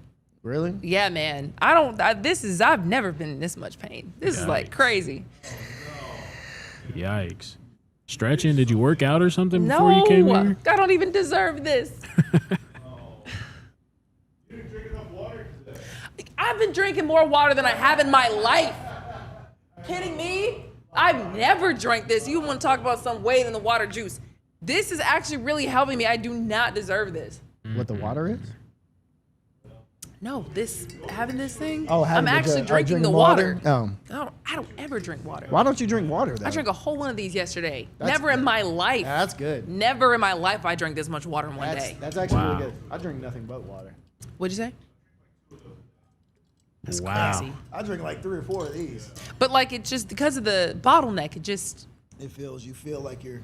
Well, it just it pours it out a lot faster. Like you're not How do you clean that thing? You just put soap, water. You never do the whooshy whooshy? Yeah. Okay. Hot water. And I only put water in this, so True. you know. It's a growler. They're actually called growlers.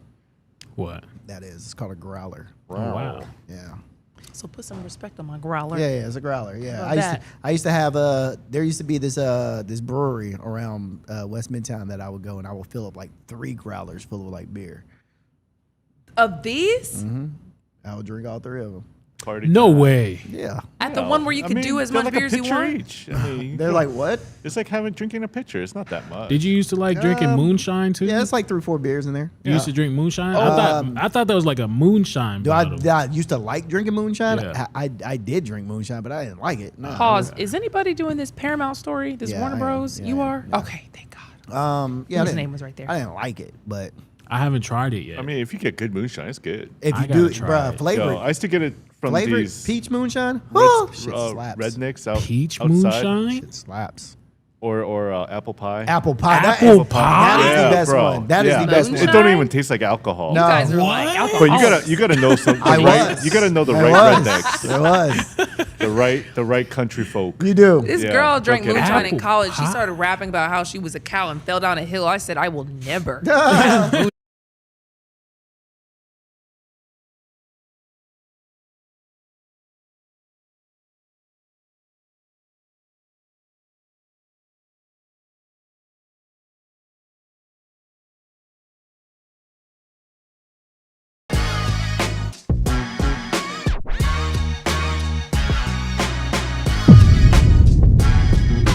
Welcome back to Hot 97 News, everybody. It is time for your entertainment section of the show. And honestly, a lot of people are talking about that Paramount Warner Brothers merger, but it has been paused. Yeah, man. One of the biggest entertainment mergers in history has officially been put on pause. Okay, so Paramount Skydance is now trying to buy Warner Brothers Discovery in a deal valued at around $81 billion, or nearly 111 billion once you include all the debt. So, but a federal judge just hit the brakes for at least 2 weeks after California and 11 other states sued to stop it. Let me explain why, though. So this is how this massive thing would be. Under one corporate roof, you could have Warner Brothers, HBO Max, CNN, alongside Paramount Pictures, CBS, Paramount Plus, Nickelodeon, MTV, and Comedy Central. All under one umbrella. The states say combining these 2 companies would give them nearly 1/3 of the theatrical film business and nearly 1/3 of basic cable programming. What? They believe that much power could eventually mean higher prices, fewer movies and shows, less competition, and more people in Hollywood losing their jobs. I don't think people understand how bad this is. No, that's terrible. I mean, for them to actually, if they did that, it would be 1/3 of the whole entire that is sick. And there is people that have that's literally trust busting. Like, this is something that's been old. Like, we been said this is not okay. That's wild. That's the crazy part about it too, because like they can then just set the price at whatever Whatever they they want want. to set it. Crank out like no movies because you don't have competition, you don't have to do anything really. And then what are you gonna do? You can't go anywhere else. And that is the issue with big high people with a lot of money getting into entertainment spaces. It's like y'all don't know about the entertainment business because all y'all know is money. So once you see dollar signs, you don't care about anybody else. You are here to control the narrative. You are here to control the money. So why do I care if you don't have a job? As long as people are still paying for my streaming platforms, I don't care if I never drop another new project on these streaming platforms ever. Yeah. It's that, and then also how much I'm gonna pay somebody to. Because if there's no competition there, I mean, anybody, who's to say that they can't just go to their other competitors and be like, hey, y'all, so how much are y'all paying y'all's folks? Okay, I'm going to pay my folks this. We don't have to battle with one another also. That's like dangerous, like completely. Shoot, what if you could say, okay, I have all the catalogs of all these shows that I now own. I'm going to not play the wholesome shows like The Cosby Show or Fresh Prince, and you guys just get Real Housewives of whoever, or like the Atlanta Rappers of whatever. And it's like, okay, so you can only show, you get to really decide what people see. That's pretty crazy. Yeah, I'm kind of glad they put a little pause on this. Yeah. It's because here's what the company itself says, that traditional Hollywood studios are no longer, which is very much so true. Like the traditional way to do Hollywood is not, it's not like how it used to be. So you're not competing against each other. You're battling, Netflix and Disney, Amazon, Apple, and the technology companies, with deeper pockets. But Paramount argues that combining with Warner would create a stronger competitor, not destroy the competition. I don't believe so. I don't believe so. No. I don't believe it will create a stronger competitor. I think it will destroy the competition at some point. You know what I mean? Because their competitors is Disney, Netflix, and then maybe some like A24 or something small. But like they really don't have big competitors at that point. No, they don't. They don't. This could potentially be very detrimental for the entertainment business, not just for streaming, not just for like platforms, but for like people with, like they said, with jobs, actors, and PAs and directors and all kinds of stuff. Put you out of a job. Hey, we don't want to put any new stuff on our stuff. We don't want it. Why do we need to put anything new? We just gonna run it like this. So August 3rd is the next major hearing. So we'll figure out if they will make any changes or if anybody will sign anything on August 3rd. But it's a money grab in my opinion. That's the thing. I do like the capitalist system that we have, but I wish that there was more honor in it. I wish that people tried. Democratic socialists are on the rise. This is exactly why. Exactly why. Corporations are too greedy. They just don't do things for the public good because they don't have to. And there was a time when our government used to enforce the antitrust laws and break down these major big corporations. So once a company gets too big, the government would intervene, be like, hey, you guys would have to break up into 3 different groups or something like that. I was watching this documentary, and we'll move on, but I was watching this documentary that was basically saying that businesses, like technically legally, have to watch out for their bottom line. Like they have to do what is most profitable. They have, especially I think if it's like a public company, you have an obligation to do what's best for the company.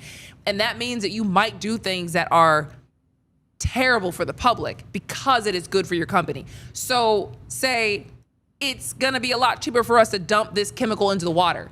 Well, for the public, that sucks, but that would save us a lot of money. We should have to do this. And I feel like that's kind of what we're looking at here too, where it's like, well, this would be great for business, but what about literally everybody else? They don't have to care. Nope. It's crazy. But we are not communists on this show. We're not socialists. We just work here. You know what I mean? Another day in America. Anyway, speaking of businesses doing what they want to do, ESPN has been going on a firing spree. Yes, they have went ahead as of recently and fired about 150 employees from Pixar alone. Sheesh. Netflix, I mean not Netflix, Disney encompasses a lot, including ESPN. They went ahead and fired some really big hosts from ESPN also, like Cam Newton and like Ryan Clark. So a lot of people are starting to like say what's going on with Disney. Apparently Disney is claiming that they're just making these cuts and it's basically just about reducing duplicate jobs and lowering costs across Disney's entertainment business as a whole. But I mean, it's still kind of messed up. Apparently, this is off the back of what they did in April 2026 when they fired 1,000 employees. Man. So when you hear that these companies are making big mergers and big brand deals and things like that. But then they're also on the back end firing people.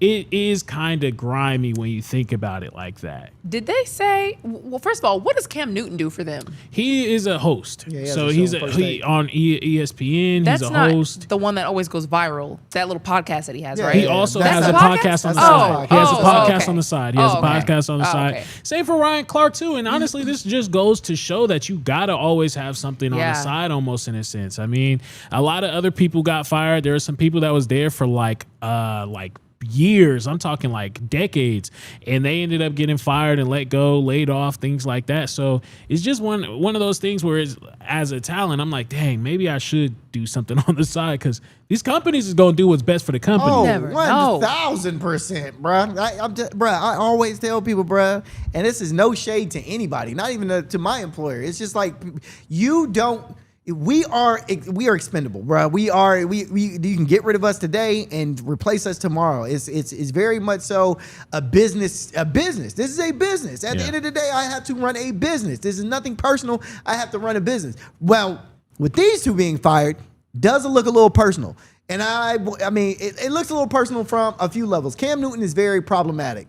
Love Cam Newton though. Love watching his podcast. Love hearing what he says. Super dope human to listen to. But does he have some very problematic the things that he says about primetime? Yeah. You know what I mean? Primetime is, that's, you can't really speak too crazy about primetime. You know what I mean? You're going to have an issue. So I think Ryan Clark with the way he speaks about, I guess people call him a racist. I don't necessarily say he's a racist, but Ryan Clark very much so is like... A million is not about to agree with you on no racist. Yeah.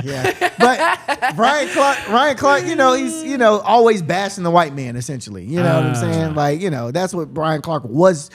That's what he would do on air. Well, that's crazy. If you work for white people and you constantly...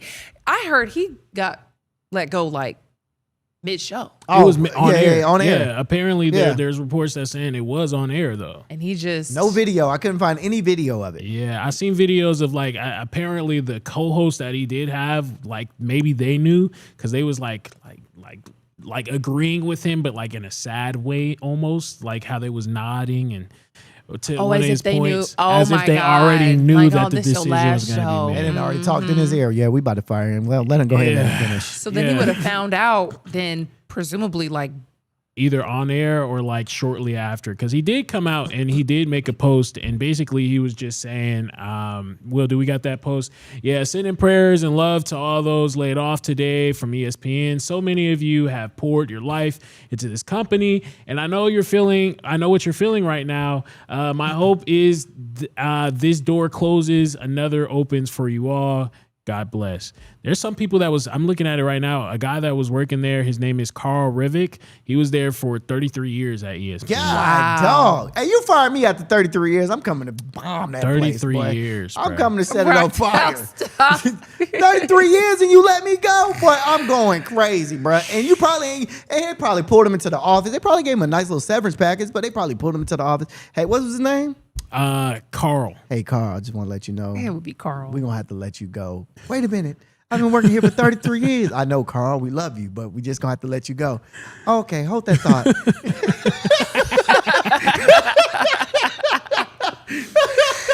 Chill.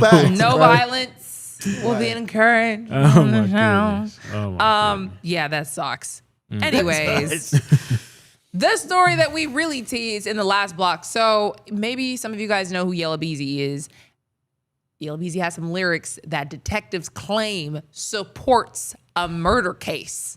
Yeah, this is a murder for hire case, actually. So Yellow Beezy's murder for hire trial does not begin until August, and he's been going back and forth to court, just trying to figure out, the jurors and stuff like that. But one of the biggest battles is already happening, and the question I have for everybody is: can prosecution use his own lyrics against him. You know what I mean? Can they use his own lyrics against him? Now, Dallas detective Eric Barnes went through 3 Yellow Beezy songs, Hit Us, Keep It in the Streets, and On Your Head, and told the judge that the lyrics reference paying for violence and putting money on somebody's head. Prosecutors believe those records help support their argument that Beezy did not just have a rap rivalry with Mo3, rest in peace. They allege he eventually paid to have him killed. Now, people don't know what happened to Mo3. Mo3 was gunned down on the highway in either Dallas or Houston, one of the two. I think it was Dallas.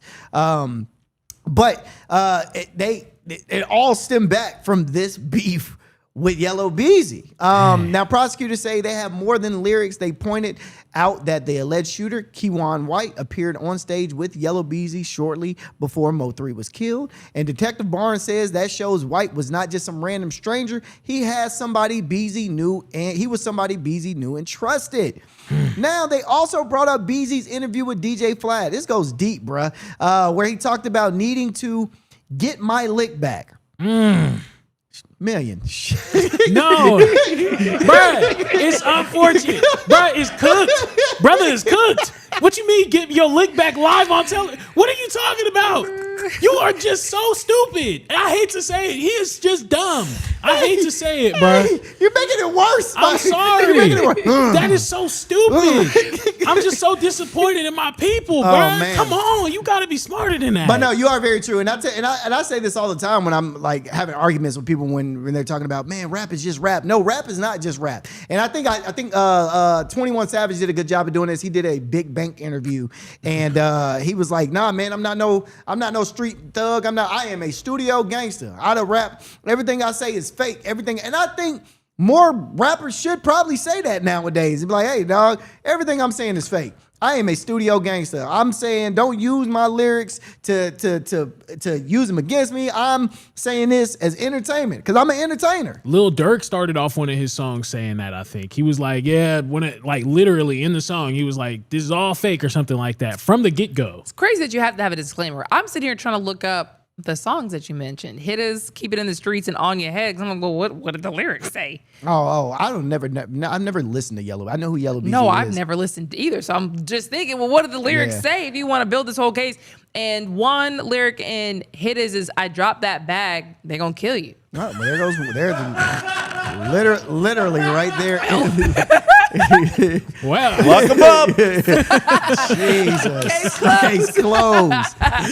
Dang, and it just goes to show the lack of like creativity these people have. There could have been a metaphor there, you know. There could have been a better metaphor there. Yeah, but then he has Keep It in the Streets, where he also says, "Drop the bag down, put a hole in your Eddie, in your head, basically." In your Eddie? But he said Eddie, so Eddie. then people are like, "Oh, right. Well, technically, he said in your Eddie." Not in your head. Oh, come on now. Plausible deniability. There you go. I don't know what an Eddie is. But here's the thing: the question is, should these lyrics even be? Should you even be able to bring these lyrics up inside of a trial? And I say no. I don't think you should ever, as a prosecutor, I don't think you should ever be able to take somebody's lyrics that is entertainment purposes only, regardless of what I'm saying on there. I am strictly doing this for entertainment, and use that against me. I think that is cruel and unusual. I think that's very cruel to use somebody's lyrics in a trial that could determine my life. If I do get convicted for this, you could determine my life I could go to jail forever because of a lyric that I use as entertainment. I think that's wrong. I get you. At the same time, I raise you you got some nerve putting lyrics out like this out. You're not even about this life, but you're encouraging all these other people to be about this life to go to prison. So you getting what you dished out. Yeah, no. What if you were the mother of the kid that got killed? Mo3? Yeah. What do you mean? What if I was the How mother? would you feel about it if you were the mother of the person that was killed? I want them to put Yellow Beezy away because Yellow Beezy did it, not because of his lyrics. I won't want them to try to make Yellow Beezy go to jail because of something he was trying to feed his family. You know what I mean? Like, he was literally putting out music to feed his family. There's other ways to feed your family without saying, I'm going to put a body on, drop a bag on your body. For sure. You know? What are you talking about? For sure. I get it. But I definitely... to Will's question, I wouldn't be mad. I mean, I would be more mad that they're trying to put this kid away for just trying to, feed his family. I get what you're saying, because if he didn't do it, and he just had the lyric and it was just about entertainment, it was just about making money, then that would suck for you to go down for a crime that you didn't do. At the same time, why are you trying to encourage other people to go down this life? Get it. Like that's you're not like innocent, but you might be innocent of the charge, and it would suck, you know, because the justice system is what it is. You know, you can say unfortunate things that have unfortunate consequences, and you don't necessarily need to go to prison for it. No, not at all. Will makes a great point, though. I mean, this is kind of like propaganda. You know, I mean, people are going to be singing this, and imagine I'm just listening to it. I mean, there was at one point people talking about smoking on Tuka, a young man that died in Chicago. True. And the mother still to this day begs people to stop saying that. 100%. saying those lyrics. 100%. I agree. We also have to talk about David. David's preliminary hearing begins. You guys know what that is? Do you run through the charges and like what just backstory on that? Not charges, but with the backstory? Yeah, so David pronounced D4VD, pronounced David, is a 21-year-old singer. People may know from Romantic Homicide or Here With Me or Feel It. He went from making songs on his phone to Fortnite videos, from, opening up for Caesar. Now, he's sitting in a courtroom for the murder of 14-year-old Celeste Rivies Hernandez, sexually abusing her and mutilating her remains. Now, this goes back a long time now. So people had speculations that David was grooming this girl. Every time they saw him on live with her, every time he was on every time he was streaming with her, he always had her around, but she would always, and this is not to blame the girl because technically, I mean, realistically, this dude is in the wrong. She would sneak out. His parents, they lived with each other for a while. Like she would sneak out and he flew her out the country and out the state. It is a long list of things he did with this girl. And to be clear, the trial is not yet. So he hasn't been to trial yet, but this is a 4-day preliminary hearing. Ooh, that word almost took me out. Yeah, preliminary. Dang, that word almost took me out. What a tongue on the preliminary. Sheesh. Hearing where a judge will decide whether prosecutors have enough evidence to put him on trial. So on the first day, prosecutors played body camera footage from February 2024. Deputies were investigating Celeste's disappearance and accused Burke about her. He told them she had claimed she was 18. She had only met her once, and everybody was now telling him she was actually 13. Crazy, because that was just false, because everybody's seen them on live together multiple times, bro. Multiple times. So prosecutors say everything came to head on April 23rd, 2005. They alleged Celeste threatened to expose the relationship and destroy Burke's rising career right before his debut album dropped. Now, according to the state, Burke sent a car to pick her up from Lake Elsinore and bring her to his Hollywood Hills home. The two communicated during the ride, but once she arrived, her phone went completely silent. The next day, Burke reportedly continued promoting his album, and Withered was released on April 25th. Months later, Celeste's remains were found inside the front trunk of Burke's Tesla after the abandoned car was taken to a Hollywood tow yard. And he was nowhere to be, bro. Everything was linking right back to him. In my opinion, when I was watching this story, I was just like, bro, this dude is. I can't say. Allegedly he's guilty. I don't. Like it just looks bad. But didn't he make a song or something about this circumstance? I can't remember. There was something weird about this. Oh, he made a song about it. Well, he made a song, and like in the song, in the lyrics, he was like questionable lyrics where it was kind of alluding to him actually doing some damage to this young girl, or something like that. Yeah, like it was very sick, very wild, and honestly, he's not beating this charge whatsoever. I don't think so either, bro. It was in his Tesla. Apparently, like they could smell the body outside of the Tesla, bro. She was like, cut up. There's no beating this. He's got a song called, like you said, Romantic Homicide. Yeah. You're not gonna make come on. Yeah. What does that even mean? Yeah. What is a romantic homicide? Why is everyone confessing through their songs? Why y'all confessing through songs? It's easy, and nobody actually will look at you and take it seriously because, like I said, it's entertainment. Nobody would take a song called Romantic Homicide unless, you know what I mean? If you got somebody at home that feels it and relates to what he's saying, and it's like, you're not taking that for real. So we'll see on this one though. Yeah, it says in Romantic Homicide, there's a lyric, "In the back of my mind, I killed you." And ChatGPT says the song also says the person died. He did not cry and felt no regret. Yep. Now that would have been nearly 3 years before, I guess, she was killed. But that set, like, it kind of shows very you sickening where he's Went viral too. There's a song. He has a song called Celeste. That's the victim's name. Yeah. A lot going on with that. Anyways, Malcolm Jamal Warner. As we know, this is Theo from The Cosby Show. His widow is actually now suing his family trust. Hello. He's been gone a year. He's been gone exactly 1 year. And when a private family financial dispute officially became public, and this one, a private financial dispute officially became a publicly legal battle. So his widow, Tanisha Warner, has filed a lawsuit against Malcolm's mother, Pamela Warner, claiming Malcolm died without fulfilling more than $1.2 million worth of promises contained in their prenuptial agreement. You got to be a sick lady to do something like this, bro. Did she? Nah. I mean, if she was deserved the money, if she was promised the money, in a sense, I kind of see. You're not going to convince me that this is the right thing to do, bro. I mean, what else is she supposed to do? I mean, she was married to the man. I get it. Now, she is not necessarily accusing Pamela of personally taking her money. Pamela is being sued because she is the trustee currently responsible for the Warner Family Trust Malcolm created back in 1996. Okay, so according to Tanisha, Malcolm agreed before their marriage to obtain a $1 million life insurance policy, naming her as the only beneficiary. But she says that policy was never put into place. She also claims that he promised to pay her $5,000 every month for working as his chief of staff, give her $16,000 every anniversary, fund her retirement account, and maintain college funds for their children. What was he, the bank? Sounds like it.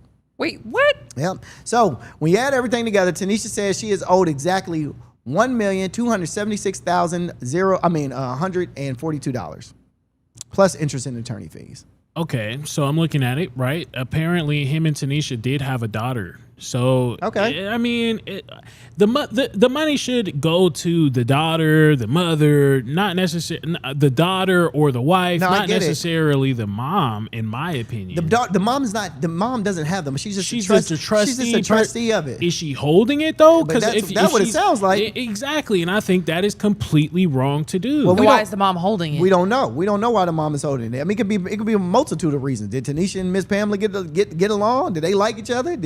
That doesn't have anything to do with the mom. Like, if you don't like me, I was still married to your son and had your grandkids. But you can't just decide if she legally has paperwork that says she's supposed to get this money.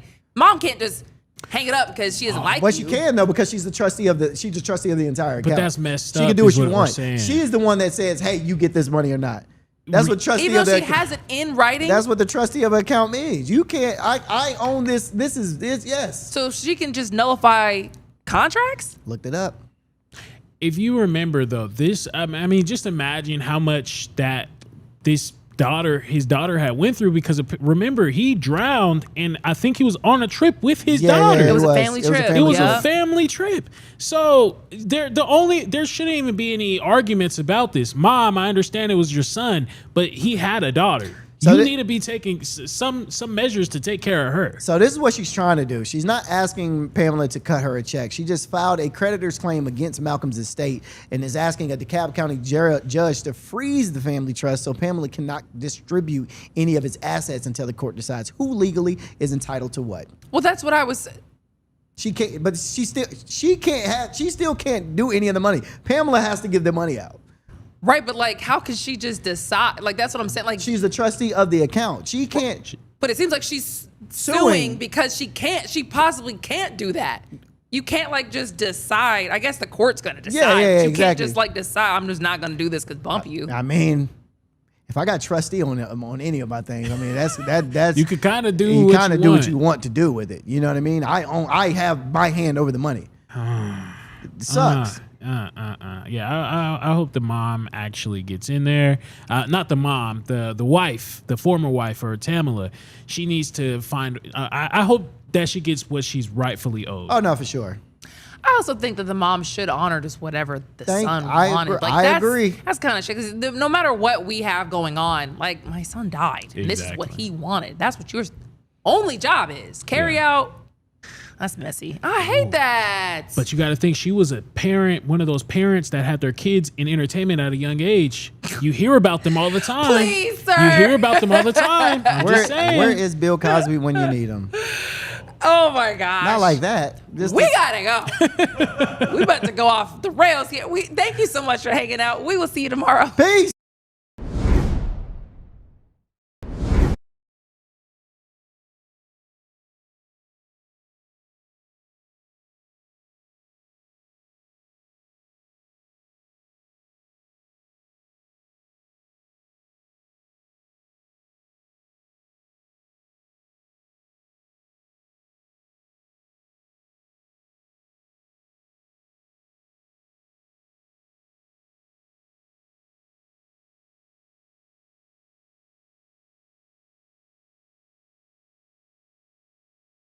A major move today. Hot 97 is expanding. Hot 97 has launched a full streaming television channel. Hot 97 is no longer just a radio station, it's now a streaming network.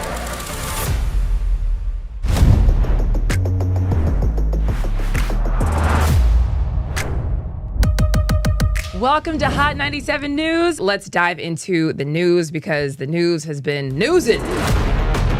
Hot 97 Mornings with Mero. We got Shiny Culture in the building. Leah Bell in the building. Good morning. And DJ Cass One. You know what it is. You know how I get down with the Funk Flex energy, baby. Let's get it, Flex. Nobody don't want no smoke. Wow, it got spicy real fast. Here for it all. We're here for it all. Let's go. Mariah Carey takeover. The people made it happen. Yeah. I'm coming around to all the classrooms and we turning up. Good morning, students. My name is Wale. Aren't you supposed to be in class? Wale, where are you supposed to be? Oh, man, you supposed to be in class, man.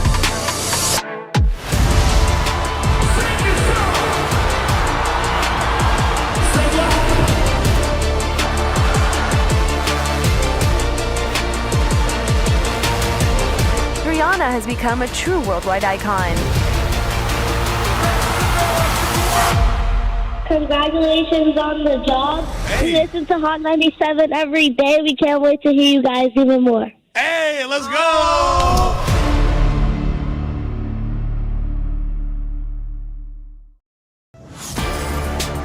Get ready. The legend is on your screen. Funk Flex, the man who defines hip-hop, is bringing the heat from the radio booth to your TV. Where's my camera at? That's my camera? All right. The biggest beats, the hottest freestyles, and that classic Flex energy. Bars are back. Now in your living room. Don't just hear it, watch the movement. Funk Flex, now on Hot 97 TV, Mondays and Fridays at 7:30 p.m. The voice and attitude you love, now on your screen. I love this. Nessa brings her unfiltered energy, real talk, and celebrity interviews from the radio to your TV. It's the same Nessa you know. Bold, funny, and always keeping it real. Catch Nessa, now on TV. Damn, that was deep right now. Tuesdays at 7:30 p.m. and Fridays at 7 p.m. Only on Hot 97 TV.